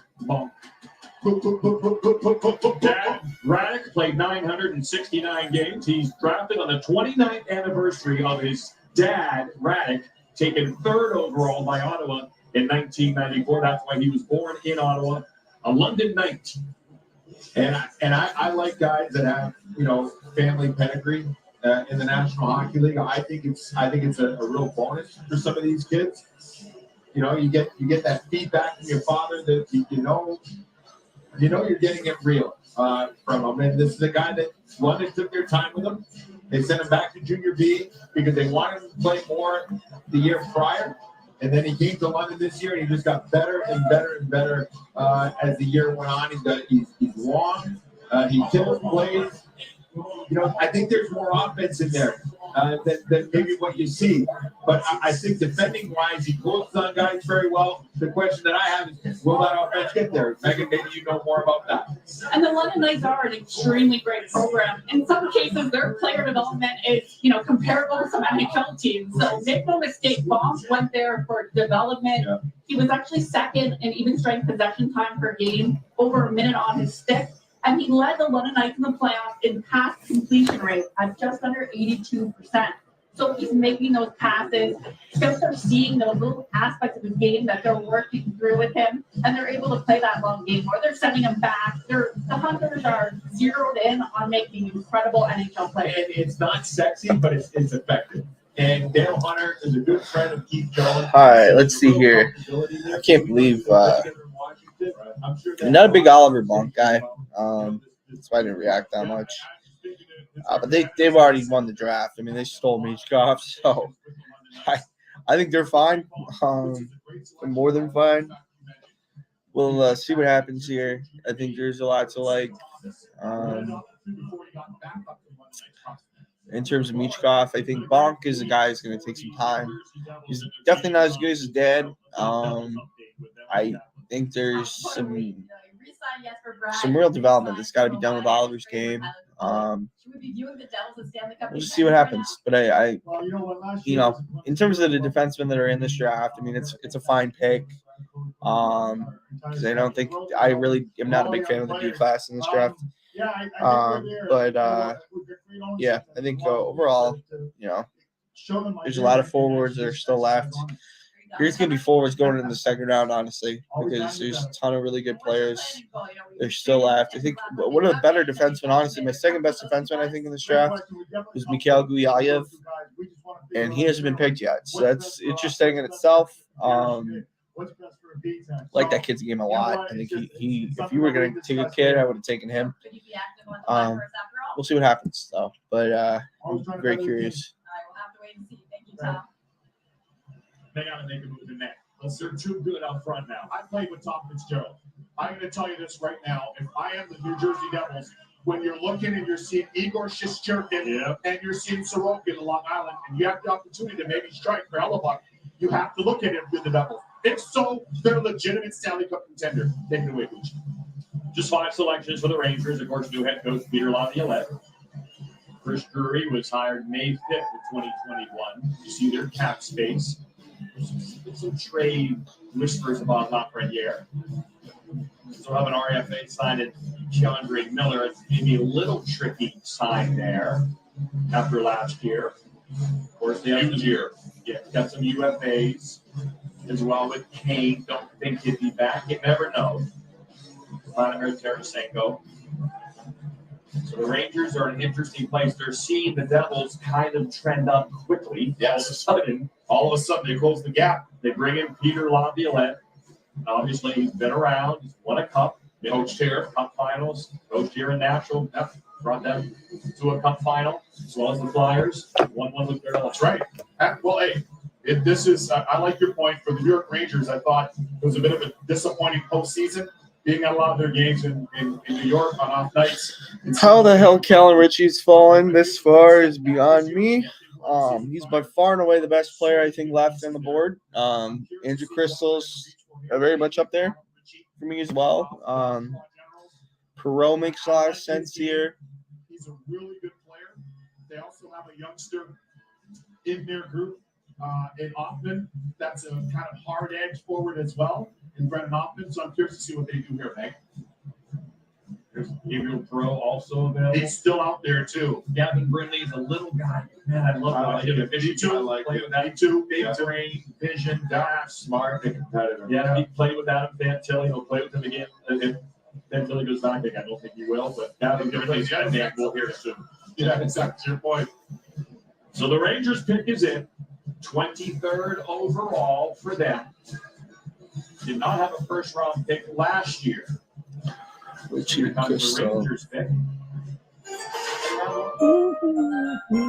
New York Rangers are proud to select from the U.S. under-18 team, Gabriel Perreault. He slipped a bit, and they are not going to deny the skill of this guy. He scored 50 goals, as did his life. It's everybody I mentioned last who's been getting picked. Good pick here. Really like that for the Rangers. Gabe Perreault is a really smart player. They got a ton of really good offensive skill. Great face-off guy. He's probably one of the better face-off guys in this draft. Put up a ton of points this year. He had I think he actually broke the record. He's 132 points this year for the development program, and impressive. I really like the pick. Fun guy to watch. There's still some stuff he's got to learn. I think he's still kind of young. Good player though. This is right around the right spot. I had him at 15, but I could see him falling down this low. It makes sense. So yeah, I think there's a ton to like here with Gabe Perreault, and it's a fun player to watch. I think there's a lot to like, and good for him. He's done a good job. This guy creates while not moving. It's so interesting to watch because it I looks see it's creating meal. I'm sorry for the chicken farm. Yeah. I'm getting You have to get the jersey. But again, another player that comes from a father that played. Had an excellent career too. Yeah, I think you know what you're getting in a player. It's predictable. But like I said, the IQ is off the charts here. Yeah, maybe the pace is an issue, but when you're smart like that, you find a way to get points. The new head coach here in an original Predator, Andrew Burnett.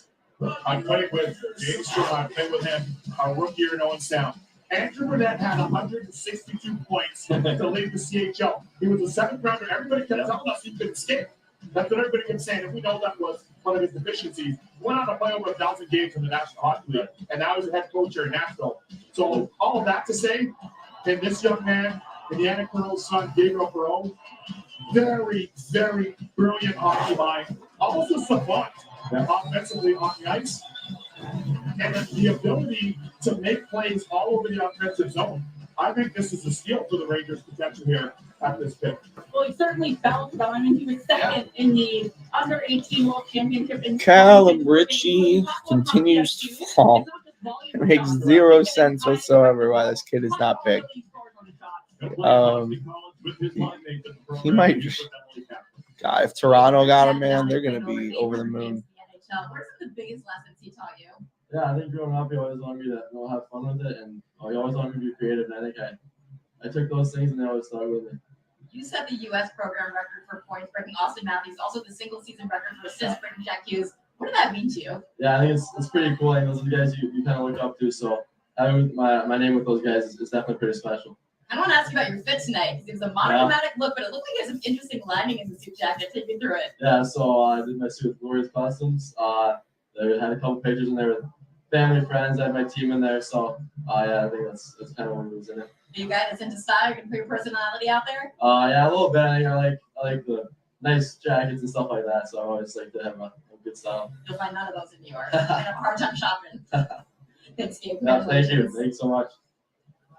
So the line has now been taken. We told you all three would be in the first round. Waited a little bit longer than Gabe Crow than thought he might. But again, these three, they played the program, and they'll play together at Boston College in the fall, as you mentioned, for Greg Brown in a few months. So Smith, Perot, and Leonard, teammates at the program, and they'll continue at college. But then after that, they're on three different squads. And the program is well named. The program, they've done and they do an incredible job of not only developing players, but also coaches. And the coach of his U18 team there at the program, Dan Hughes, is now an assistant coach with the New York Rangers. So, right, maybe in due time, they will have a reunion of sorts. Good call. Hey, another pick for the Predators here, the hometown Predators. Some reports that will be in Vegas next year for the draft. We'll see if that comes true. Love that. Here's how they got this pick. That was the Ekholm trade going to Edmonton, the Oilers, giving up this first round pick. No cap room and no draft picks for the Oilers. It's going to be an interesting summer for them as they try to get their players that Stanley Cup. So it's the Preds again. Gary Trotz, David Boyle, kind of a combo effort this year. The hometown team will get to see their team make another pick. Still no trades here of the 2023 draft. Well, and Barry Trotz's mandate to his scouts was, hey, let's take swings here, right? Yeah. Coming into this. Exactly. Matthew Wood, I think was a swing. Yeah. My question is there a D-man that's a swing that's left on the board? Liev, perhaps? Liev's very talented. Very, very skilled D-man. I just wonder if there's another forward Doesn't have the size. that have that get out of your seat. Yeah. I wonder if there's another forward out there that can do what Barry Trotz mentioned, the electricity that they're looking for. Crystal's one of those guys that people think they're not sure, right? Right. Yeah, it's definitely a super polarizing pick in terms of risk reward. Right. Smaller guy. Skating, Played on a back. the decision making is I'll say it again. Give me Callum Ritchie. All right. Let's see what Barry Trotz and the Preds do with their second first round pick.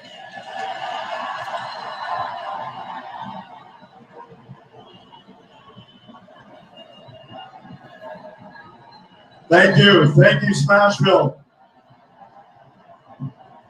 Now, to make our second pick in the first round, our captain, Roman Yossi, and legendary goaltender, Pekka Rinne. Up to you guys.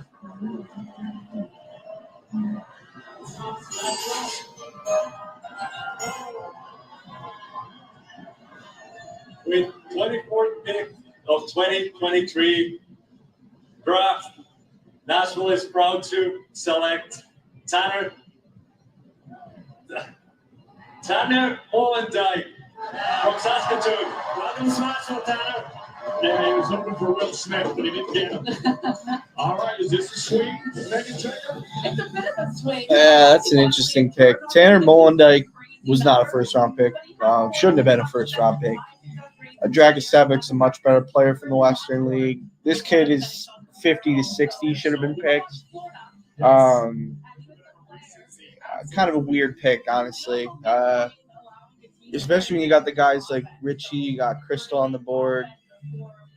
It's not a smart pick at all. I don't really question it a lot. So, yeah, we'll see what happens here. But the fact that Callum Ritchie I had Callum Ritchie people at 7. He's my 7th overall guy, and he is going into the 20s. Hey, Callum Ritchie is so undervalued right now. It is. I mean, this is like Pasternak levels of undervalued. Like, you're gonna look back in a few years. I'm gonna put it on record right now. Callum Ritchie is gonna be a top 15 player out of this draft class. There's no reason why this kid shouldn't be picked right now. unless he just straight up is a bad guy, it doesn't make sense why he's not picked. Yeah, it's very surprising. The Tanner Molendyk pick is a very questionable one. I don't know that I necessarily agree with it. I think it's better even D-men. I would rather take the risk on Mikhail Gulyayev. Dragicevic I would rather have. There's a lot of different guys that I think I would rather have than Tanner Molendyk, but wish him well. It just depends on when he comes out as a player, and see what happens. But should be interesting to say the least. St. Louis is on the clock. They'll make their second first-round pick of the evening. Party inside and party just outside there on Broadway. Update the board for you guys here. 2023 NHL Draft.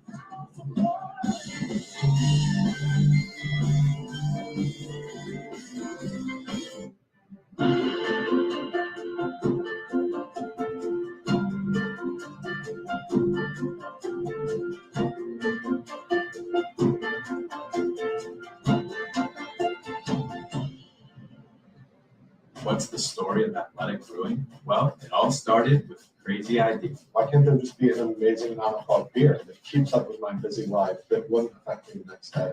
So when did you know you were onto something? Like an hour ago? What if finding a new job wasn't such a leap of faith? I think I'm right for this. I don't think I'm right for the job. You're perfect for it. What if you knew you could pay fairly? Because you could literally see what the job pays. What if your schedule worked for you and her and them? And what if the promise of better work No way. was something that found us? I got the interview. They need a coach. You need a job that pays well, where you can pick your schedule. With programs to move you into higher paying roles like management, IT, and get healthcare on the first day for you and your little slugger. Asana helps you keep track of all the details in one place. So you and your team can stay focused on the work and the goals that matter most. Try it for free at asana.com. It's action-packed. It's adrenaline-filled. It's must-watch. Show me special. Give me one here.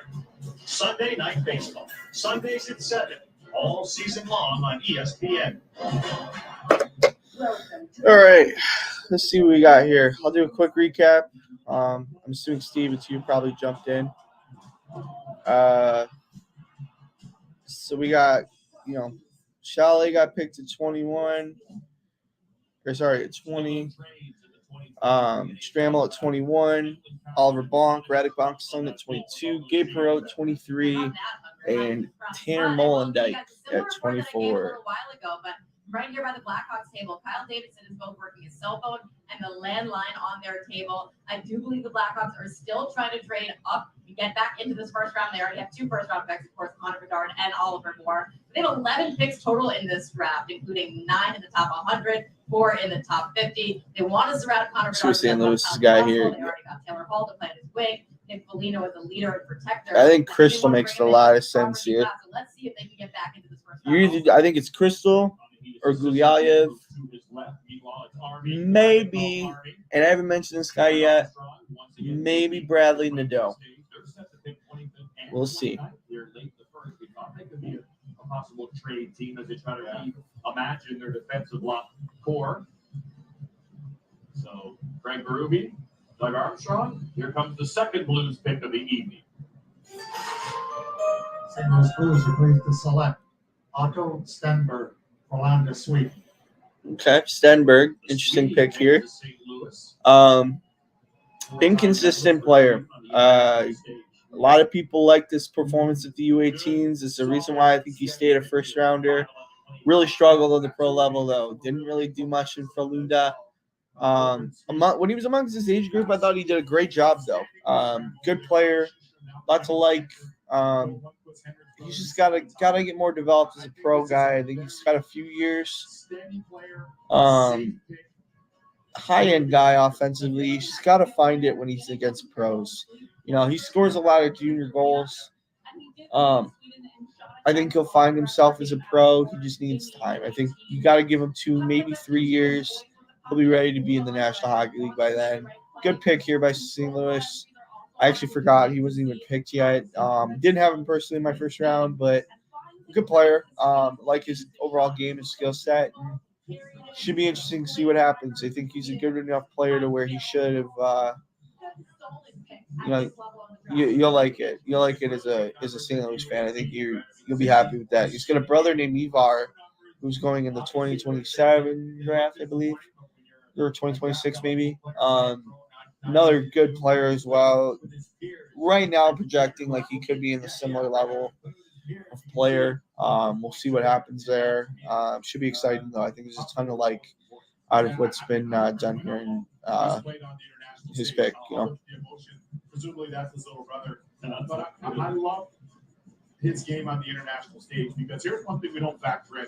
On the international stage, when you're playing against Team USA and or you're playing against Team Canada, and you have this many elite prospects, right? Not just that Sweden doesn't, but for a lot of the European nations, they know that that's the opportunity for them to deliver, to get on the global radar of these NHL scouts. And that's how you move up the draft, right? You perform in those big games against the high-end players in North America, and you start getting more views. No doubt. Maybe a little Alexander Steenish in his game.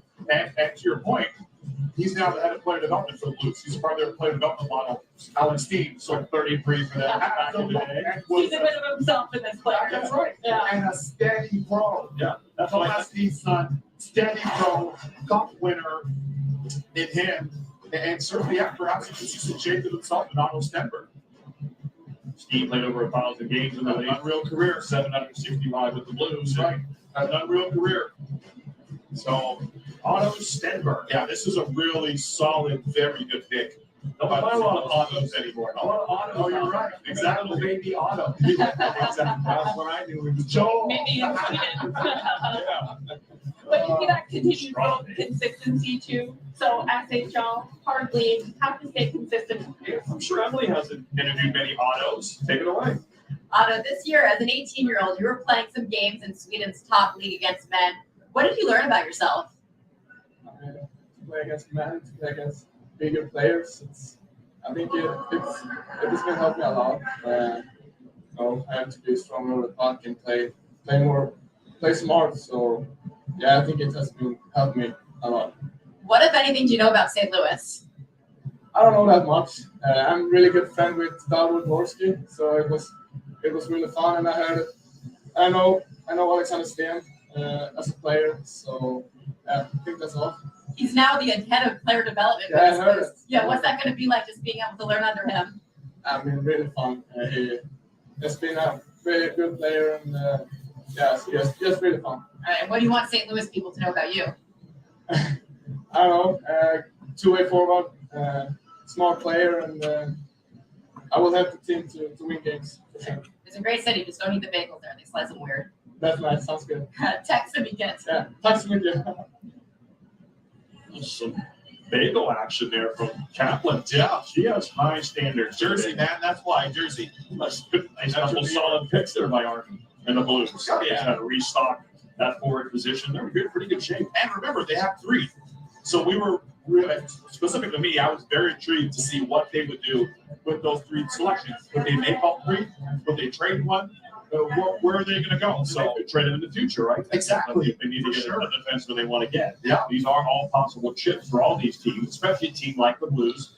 Let's see here. San Jose picking now. Again, wonder where the hell Callum Ritchie's going to get picked. Really surprising. Andrew Crystal is a good player as well.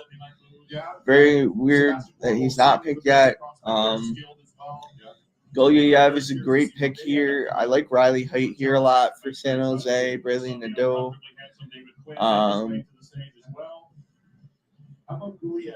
Yeah, I'm curious to see what happens. There's a lot here. I think they need. That's a good call, Booch. Like Vlasic 36. It's a good call, right? Benning's 29. Erickson 33. What's going to happen? Yeah, good call there. Who will the San Jose Sharks select with pick pick number 26. Play Musty for me. Oh. 26 pick, the Sharks are proud to select from the Sudbury Wolves, Quentin Musty. There he is. There he is. Swing and a drive. Yes, I like this pick. Why? I like this pick because I think there's a lot there. But Quentin Musty, he can score. He's physical. I spoke to former teammate of mine, Wayne Primo, played in the league, Primo's brother, uncle of Kate. And he knows his draft class very well. He had a lot of great things to say about Quentin Musty. Everybody in the OHL said he's a gamer. They like his game. They like the fact that he too plays with a bit of an edge. I think it's a good selection. He can play so many different ways. Right. And he can create so many different ways. He's a complete offensive player. Yes. He's strong. He likes contact. Steal there. He'll play in the cycle. A playoff type player. I think this is a good pick. His first year, he wanted to shoot a lot. The second year, he looks to be more of a playmaker. And, they leaned on him quite a bit in the second half of the season. A guy that, was the first overall pick in the OHL. And there were high expectations. And I thought he had a good year. This is a good pick. And what's interesting about Musty is that he had a chance to be on that NTDP team with some of those guys we're talking about. Right. And he actually chose to not go there. Yeah. He wanted to play. Sudbury's a good program. And he wanted to play in the OHL. I mean, that takes some guts. So kudos to this kid. And he ends up being the 26th pick. Good stuff. Yeah, fifth American-born player taken in this draft. And Musty's an interesting guy. Has his moments. He's a really good hockey player, I think. I don't love his game. Honestly, I think he's too consistent, which is why he sits at 26. But when he's on, he's really good. There's some upside here. If we can get him consistently to play to his upside, there's lots to like here. Just depends on if you can do that on a regular basis. Rebuilding their team, trying to win another cup next year. Cavs are next. We're in action.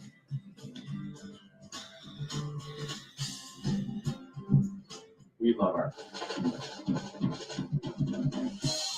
This electric feels different because it's powered by the most potent source of energy there is.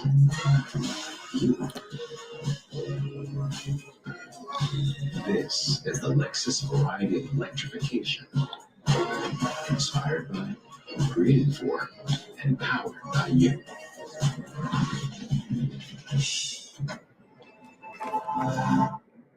Every shot is an opportunity, and success requires drive, resilience, and sometimes luck. What if luck had less to do with it? What if we had the tools to help us practice smarter, the insights to gain an edge, and the data to inform our strategy? Taking our games from that to this. KPMG Performance Insights are transforming the game for the entire LPGA Tour. Is a new title really necessary? Sir, I could be selling a gift of renting ease to millions. Bump is important. Master of the rental sphere. Wow. Oh, is it too much? Artists.com. Place to find a place. What's the story of athletic brewing? Well, it all started with a crazy idea. Why can't there just be an amazing non-alcoholic beer that keeps up with my busy life that wasn't affected the next day? So when did you know you were on to something? Like an hour ago? They need a coach. You need a job that pays well, where you can pick your schedule. With programs to move you into higher paying roles like management, IT, and get healthcare on the first day for you and your little slugger. Shame to shame. To shame or not to shame. Now.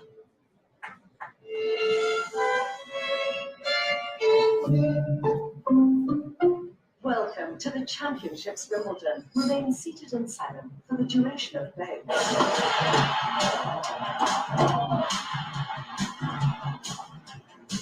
Quiet, please. It's Wimbledon on ESPN. Jimmy's dream was to be cancelled.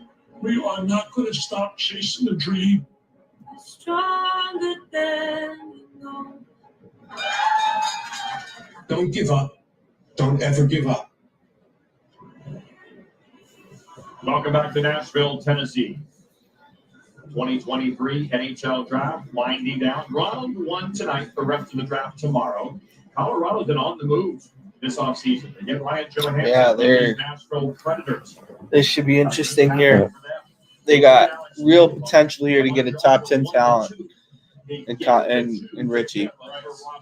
And now we'll pick the first pick. So basically, it'll be this pick coming up. Yeah. And Ross Cole. For Alex Newhook. Well, they don't need D. I know I say D a lot, but this is one group that does not need D. Well said. Yeah, they're so stacked on the back end. God. They're so stacked on the back end. What about a goalie? Goalies. Late in the first round, could happen. Ridley. Oh, yes. Let's go, Gavin. Let's go, Abs. All the small things. Devin, hey, watch.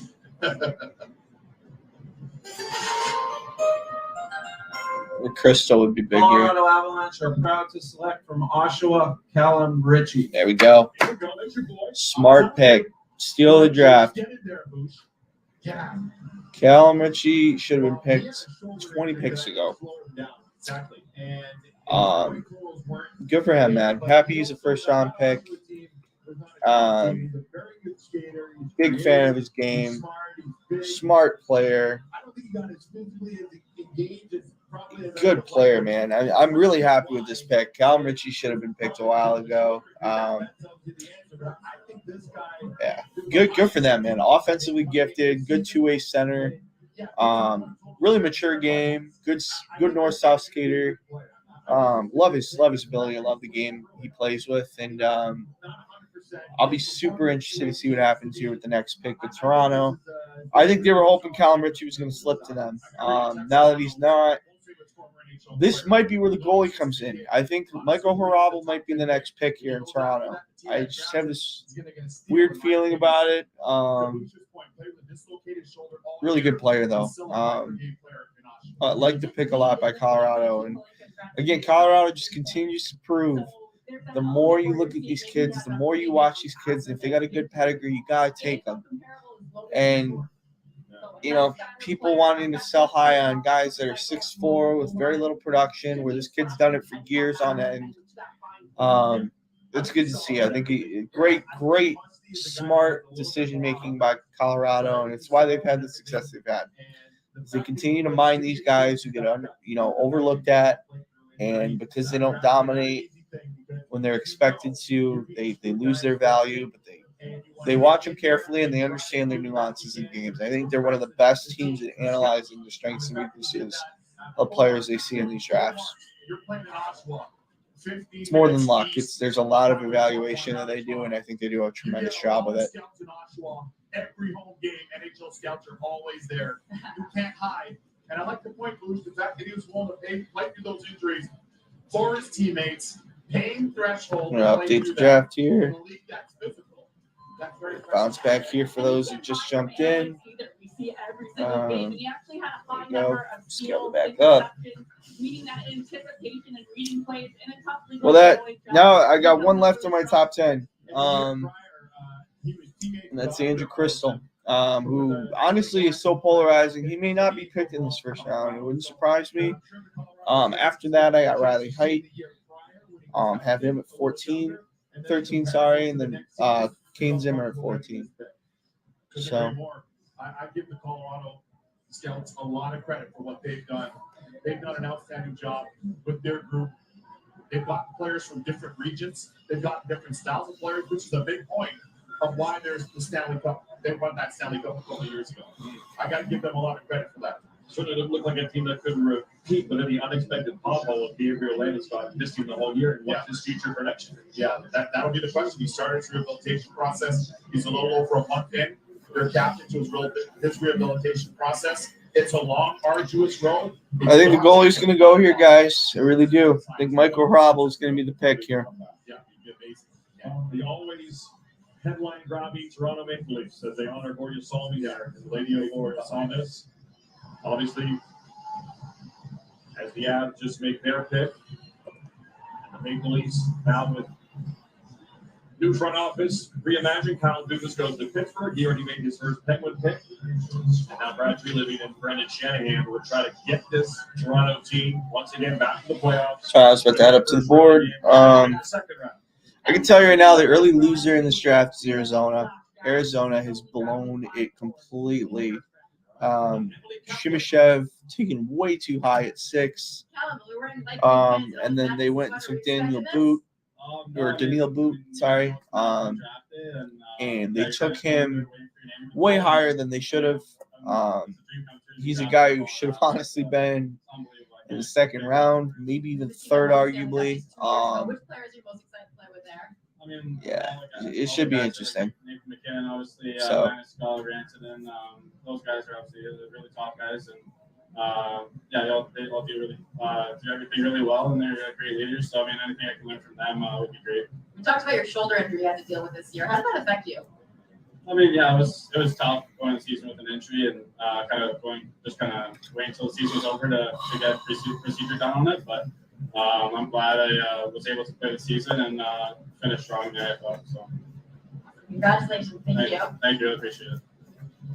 All right, so Toronto's up next. So many big decisions last year of Austin Matthews. All right, Toronto here. Let's see. Michael Hrabel. Maybe they go off the board a little bit. Take Andrew Crystal. They're going to look to make an exciting pick, I think, here, though. Jared Bednar and I, by the way, are both. Got to make a shake up here. Happened last year during the NHL Just wanted to thank the city of Nashville for some great hospitality. Thank Billy Garrett for the open bar bill and Tootsies all week. And we'd like to congratulate and thank David Boyle. He's been a mentor to many of us, and congratulations on a great career. To make our selection, I'll call up our head scout, Wes Clark. Toronto selects from the London Knights, Easton Cowan. All right, another Knight. Okay. Easton Cowan, short guy, about 5'10". This kid climbed. Good fight, good power. He kind of reminds me of Dino Ciccarelli. I didn't think he'd be a first rounder, if I'm being honest. I saw him as a second for sure, but I know a lot of people liked him a lot. They liked his playoff in the OHL. Good for him, man. That's awesome. He should be interesting to watch his development. Maybe he wasn't on people's radar early on, but a strong second half in playoff, and he finds himself as a first-round pick for the Toronto Maple Leafs. Great point, Jarbush. Some of the people I've spoken to say that he has some shades of Mitch Marner. And Mitch Marner played in London. Now, he doesn't have the same offensive output as Mitch Marner, but the versatility, play him in all situations, the fact that as the year went along, he got better and better and showed that improvement. And by the way, the Leafs president of hockey operations, Brendan Shanahan, played for the London Knights as well. So there's a lot of familiarity. It's 2 hours west of Toronto on the highway. And this guy's a player. What impressed me is as the season went on, he got better and better. That's what really impressed me with him. In Ontario, we watch the London Knights on national TV, Exactly. so we get a lot of viewings of them. And he does play in those all situations. Elite penalty killer. His willingness to take the puck to the net. My NHL comparable from data is TJ Oshie. Okay. So quite a skilled player. Like you said, well-rounded, puck recoveries, quick reactions, allow him to get pucks back too. So if you're a scout watching an arena, that's something that jumps out at you. Yeah, and to me, what stood out is that London, they kind of were laying in the weeds at the start of the year, and they kind of caught fire in the second half, and they ended up having a terrific playoff. And this guy was a huge reason as to why they were able to go deep in the OHL playoffs. He really worked his way into the first round. Really competitive. Yeah, got a lot of respect for that. Absolutely. Absolutely. No OHL picks in the first 17, but now 5 of the last 11 from the Ontario Hockey League, part of the Canadian junior system up in Canada. Another emotional long season. And the second from the London Knights. That's right. So going back to that one. Once again, St. Louis on the clock for the third time as we look at some of the video from Easton. Good hockey name. Awesome hockey name. My buddy Dave Nomorowski named his son that as well. Young budding player growing up in Toronto. And I think specifically here for Easton Cowan, the fact that when you're a little bit of an undersized player, but you're willing to play in traffic and you're willing to earn your ice time. That's why I like that comp to your point of TJ Oshie. I like that comp. I mentioned Mitch Marner as well. But this is a really, really good pick. This shows me that the Toronto Maple Leafs scouts did their homework. And geographically, where they're located, it's a huge advantage for them. So this is a really good pick for them. Emily Kaplan. Brad, you're starting to put your stamp on this roster. Why is Easton a Maple Leaf, and when can we expect him on your team? Well, our staff really loved his competitiveness. Like he's sort of an all situation player, big motor, real competitive guy. We think he really, the development he's had and the growth that he's had in his game the last 2 years has been phenomenal. And he's going to take some time. He'll get in with the development team right now, and I think he'll have a little bit of a longer runway. But a real competitive player, and we think he's got lots of upside. So you're speaking to an American audience here. We have to ask about our American board, Austin Matthews. Where do things stand with contract negotiations right now? Oh, we're working away at it. These things take time. Austin's a great kid. I think it's a great opportunity. Like I said to him when I came to Toronto, I think it's a great opportunity to work with him, but a great responsibility to be able to work with one of the best in the game. So we'll keep working away at it, and very confident we'll get to a good conclusion. So far, what are some of the most important considerations for the club and also for Austin in these contracts? Well, I think everything's good. Every contract's got negotiations got its own ebbs and flows, and first of all, it was just really him and I getting to know each other. New manager in here, so just walking through the plan is for the team and where we see things going. And he's been really positive. He's excited. He loves Toronto, wants to win in Toronto, and that's the goal for all of us. Thanks, Brad. Thanks for having me. All right, so it sounds like Austin Matthews will, at some capacity, stay in Toronto for the time being, whether it be short term or long. All right, so the Blues, once again, very active first round, picks 10, 25, and 29. They've already made picks 10 and 25 right there. Now they get their third first round pick. They have none in the second. So this pick was acquired as part of the deal that sent Vladimir Tarasenko to the Rangers. Get them all. Get as many as you can, right? If you're St. Louis, as we talked about, they're a team that isn't shy. They're not bashful. They're very aggressive. And that's led by Doug Armstrong and their staff, the coaching staff. Keep Kachuk, big Walt Kachuk. I'll tell you one thing. He's had his fingers all over this organization in a good way. Amateur scout from youth hockey, by the way. He's had a good pulse of players here in the States and in Canada as well. Talk about a hockey nerd, like you mentioned. 100%. He doesn't need to be. He made a lot of sheets. A lot of sheets, and his kids are making a lot of sheets. a lot of balloons. But that shows you his love and commitment to the game. Andrew Crystal should be the pick here, I would think. All right, pick number 3 in the first round for the St. Louis Blues. St. Louis Blues agrees to select Theo Lidstein, Brynäs, Sweden. Okay. Sweden, Going for the defenseman. Interesting. In the top professional league last year, didn't do much. Only one assist. So this line is late blooming. Not really thrilled with the last 2 picks, honestly. Easton Cowan's a kid who grows far too much because he's a London Knight. Second round kid for sure.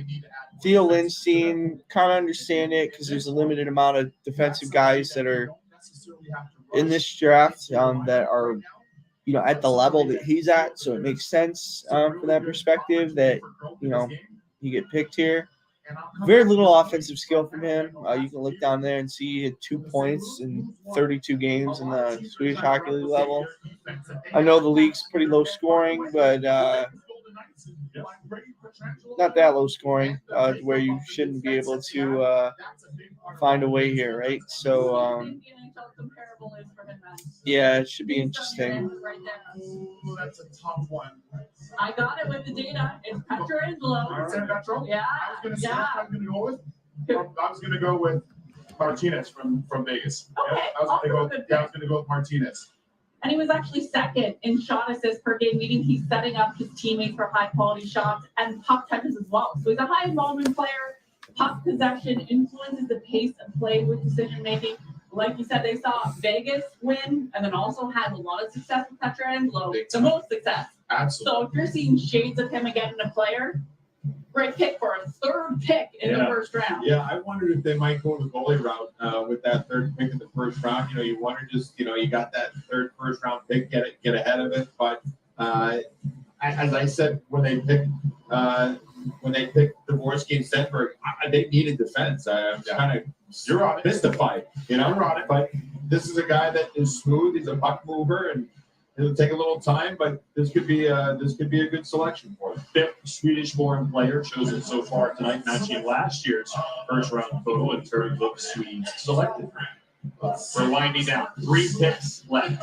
Carolina Hurricanes, Colorado Avalanche, Stanley Cup champion Vegas Golden Knights. Beautiful night in Nashville, Tennessee. 3 picks left in the first round. The rest of the draft tomorrow. All right, let's see here. We got get closer to hockey than ever before with the NHL app. Closer to the nation. Crystal. I still think the Western Hockey League's getting undervalued a little bit in this draft, honestly. There's a lot of potential guys we're sitting here we're looking at and kind of wondering why they're still available.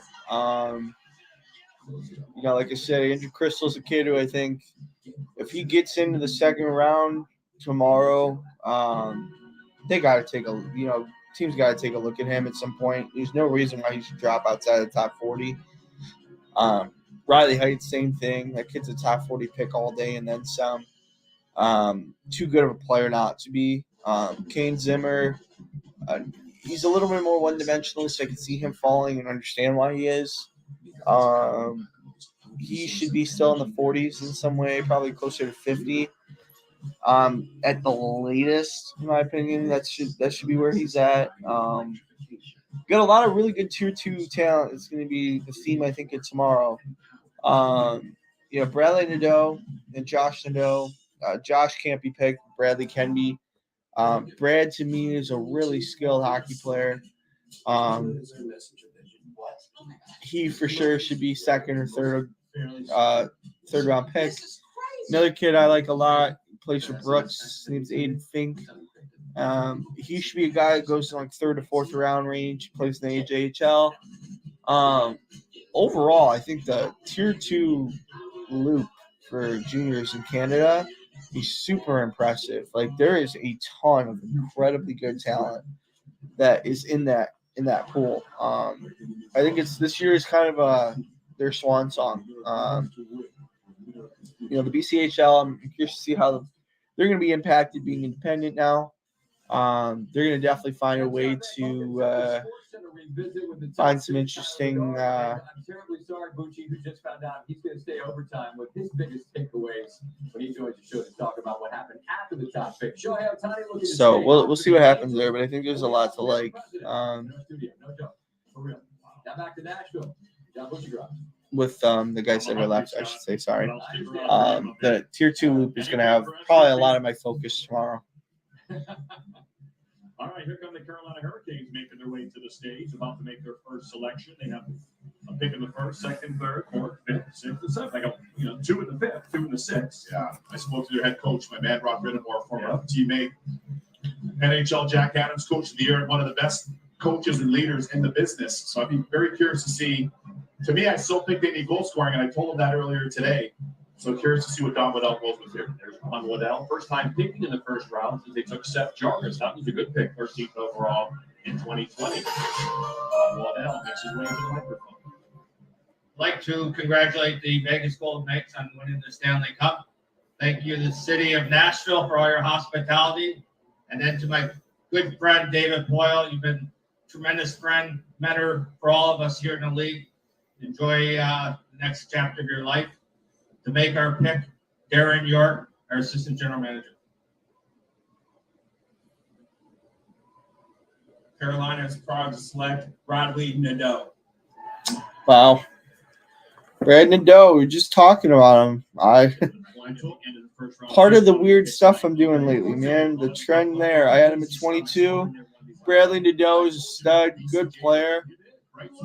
So the BCA and the USHL, we know they're the two top producing leagues, certainly for college hockey. But high-end offensive player, man. He was lights out this year for Penticton. Played for an absolute juggernaut over there. It was the big leader for that group. Led the league in scoring.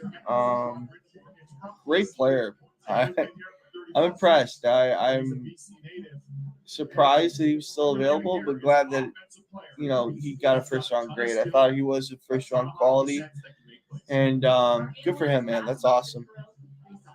So very offensive, puck carrying, comfortable with the puck on his stick. He did lead the BCHL regular season in goals, assists, and points. And his brother had 35-2, second to his brother in assists. So family dynamic there too. Quality entry player, attacks in the middle of the ice with speed. Carolina, heavy on analytics with Eric Tulsky leading them, another AGM. So you're looking at that data and finding those gems in the BCHL tonight. This guy is a top junior A player in North America. Correct. Like, not made it junior, so for people to understand. And not playing at the program. Right. Exactly. So, he didn't play the U18 because he wanted to stay with his team in Penticton. And he's going to University of Maine next year. 113 points. I mean, this guy, he's got a great shot, one-timer. He shoots it off the rush, has an NHL release. You talk about needing game breakers.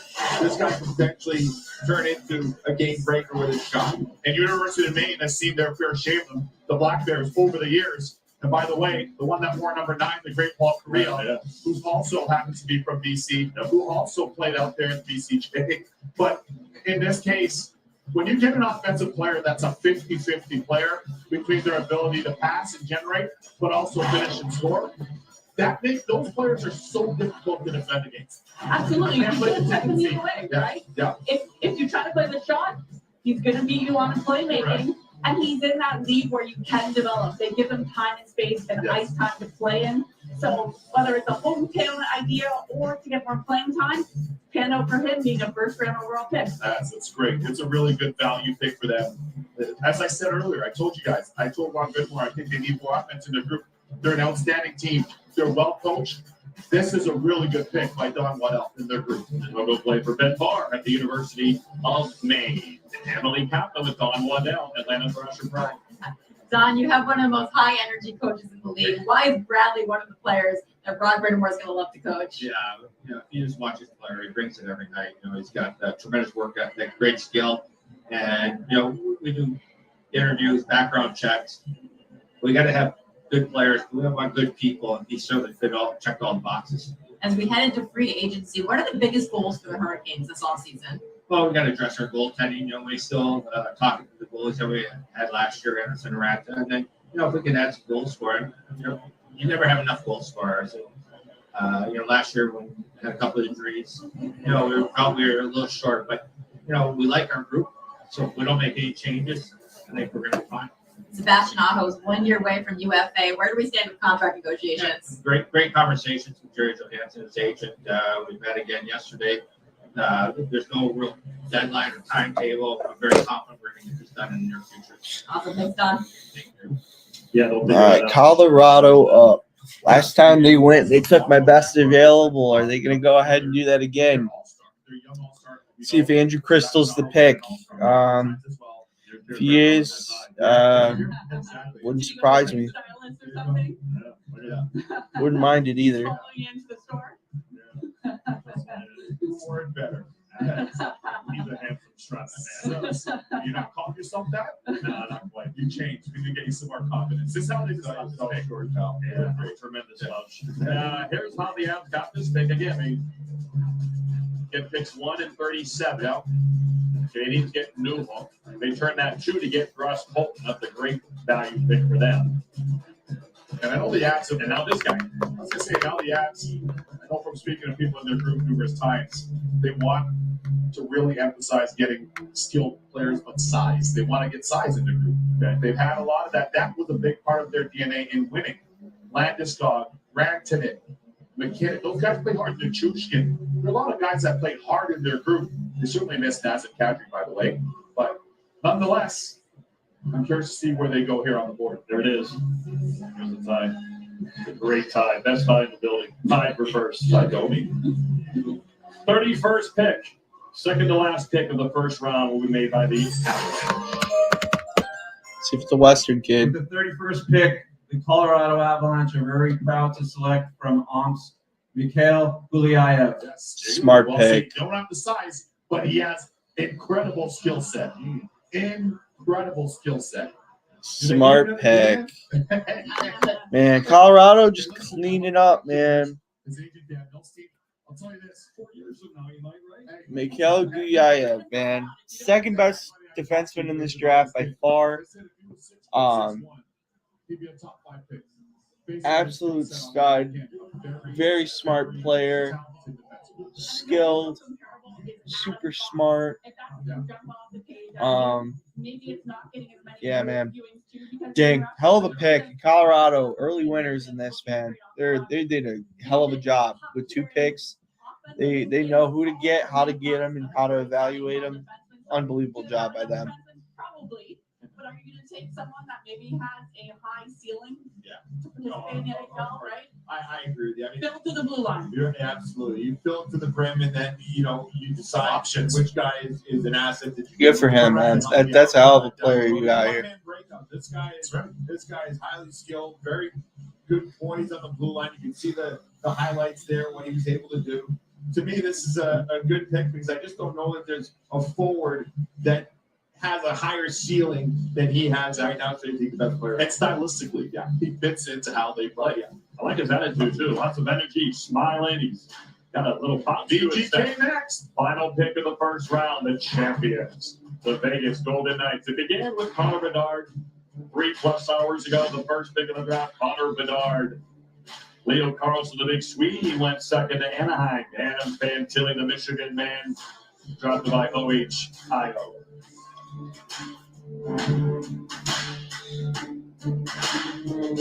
Oh, Sam.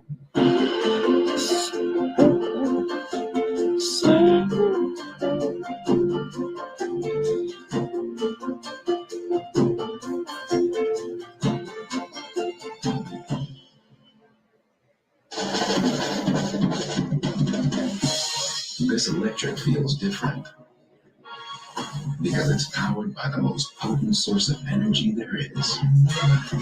You. This is the Lexus variety of electrification. Inspired by, created for, and powered by you.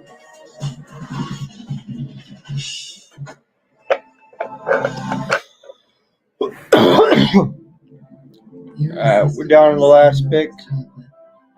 I just want to thank everybody who tuned in tonight. I'm sure nobody's really viewing this now, but I do appreciate everybody that's supporting the channel. Everybody who's gone in and done what they've done, helped support me along the way. It's just getting started, obviously, and can't wait to continue to do this for fun and enjoy myself. And super grateful to have everybody support me along the way here. So if you guys could, I'm on Instagram. My Instagram is Hidden Hockey, all lowercase. I also got a YouTube channel. You just, obviously, if you're watching this, you're watching it. I also have a couple other things going on. So I got a Twitter account as well. So if you feel free to comment on Twitter as well. I look forward to doing more in the coming year with the 24 draft and seeing what kind of stuff I can talk about. And tomorrow again, if you have the opportunity, I'll be doing another pod starting from 10:30 in the morning, going from 10:30 a.m. all the way to the end of the draft tomorrow, which I'm assuming is going to be around 6:30. So this is going to be a double-length podcast. Going to have a full 8 hours of me. Probably eating and doing some other stuff on the pod as well. And I want to thank everybody for their support again. And looking forward to seeing what else we can do tomorrow. So, as always, waiting for them to have their last pick. And I'll log off as soon as that pick happens.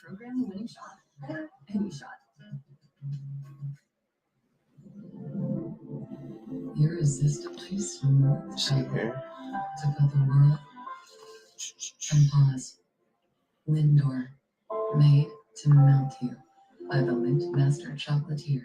Welcome back. The final pick of the Here we are. 2023 Okay. NHL Draft.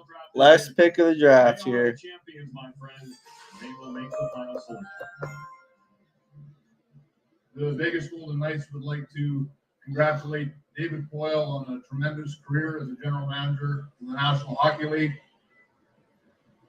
and echo the comments of many of my previous colleagues, thanking him for his mentorship and leadership in the game. So all the best to you in the future, David. The Vegas Golden Knights are pleased with the 32nd selection in the first round of the entry draft to select from Columbus, Sweden, David Edstrom.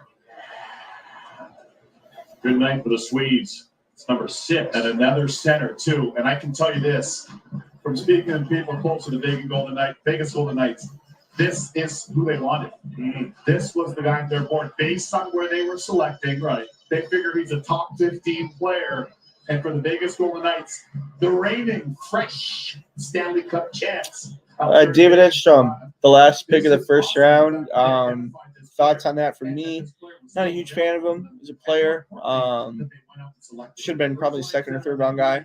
We'll see what else is going on here. But I want to thank everybody again for their support. Another Frölunda guy picked. They had a hell of a draft Frölunda did between him, Stenberg, Edstrom, and can't think of the other guy right now, but that's okay. Want to thank everybody as always for following the content, and hope to see you tomorrow morning at 10:30 a.m. Thanks, have a good one. Bye. Was actually the data comparable as well, so you nailed that one.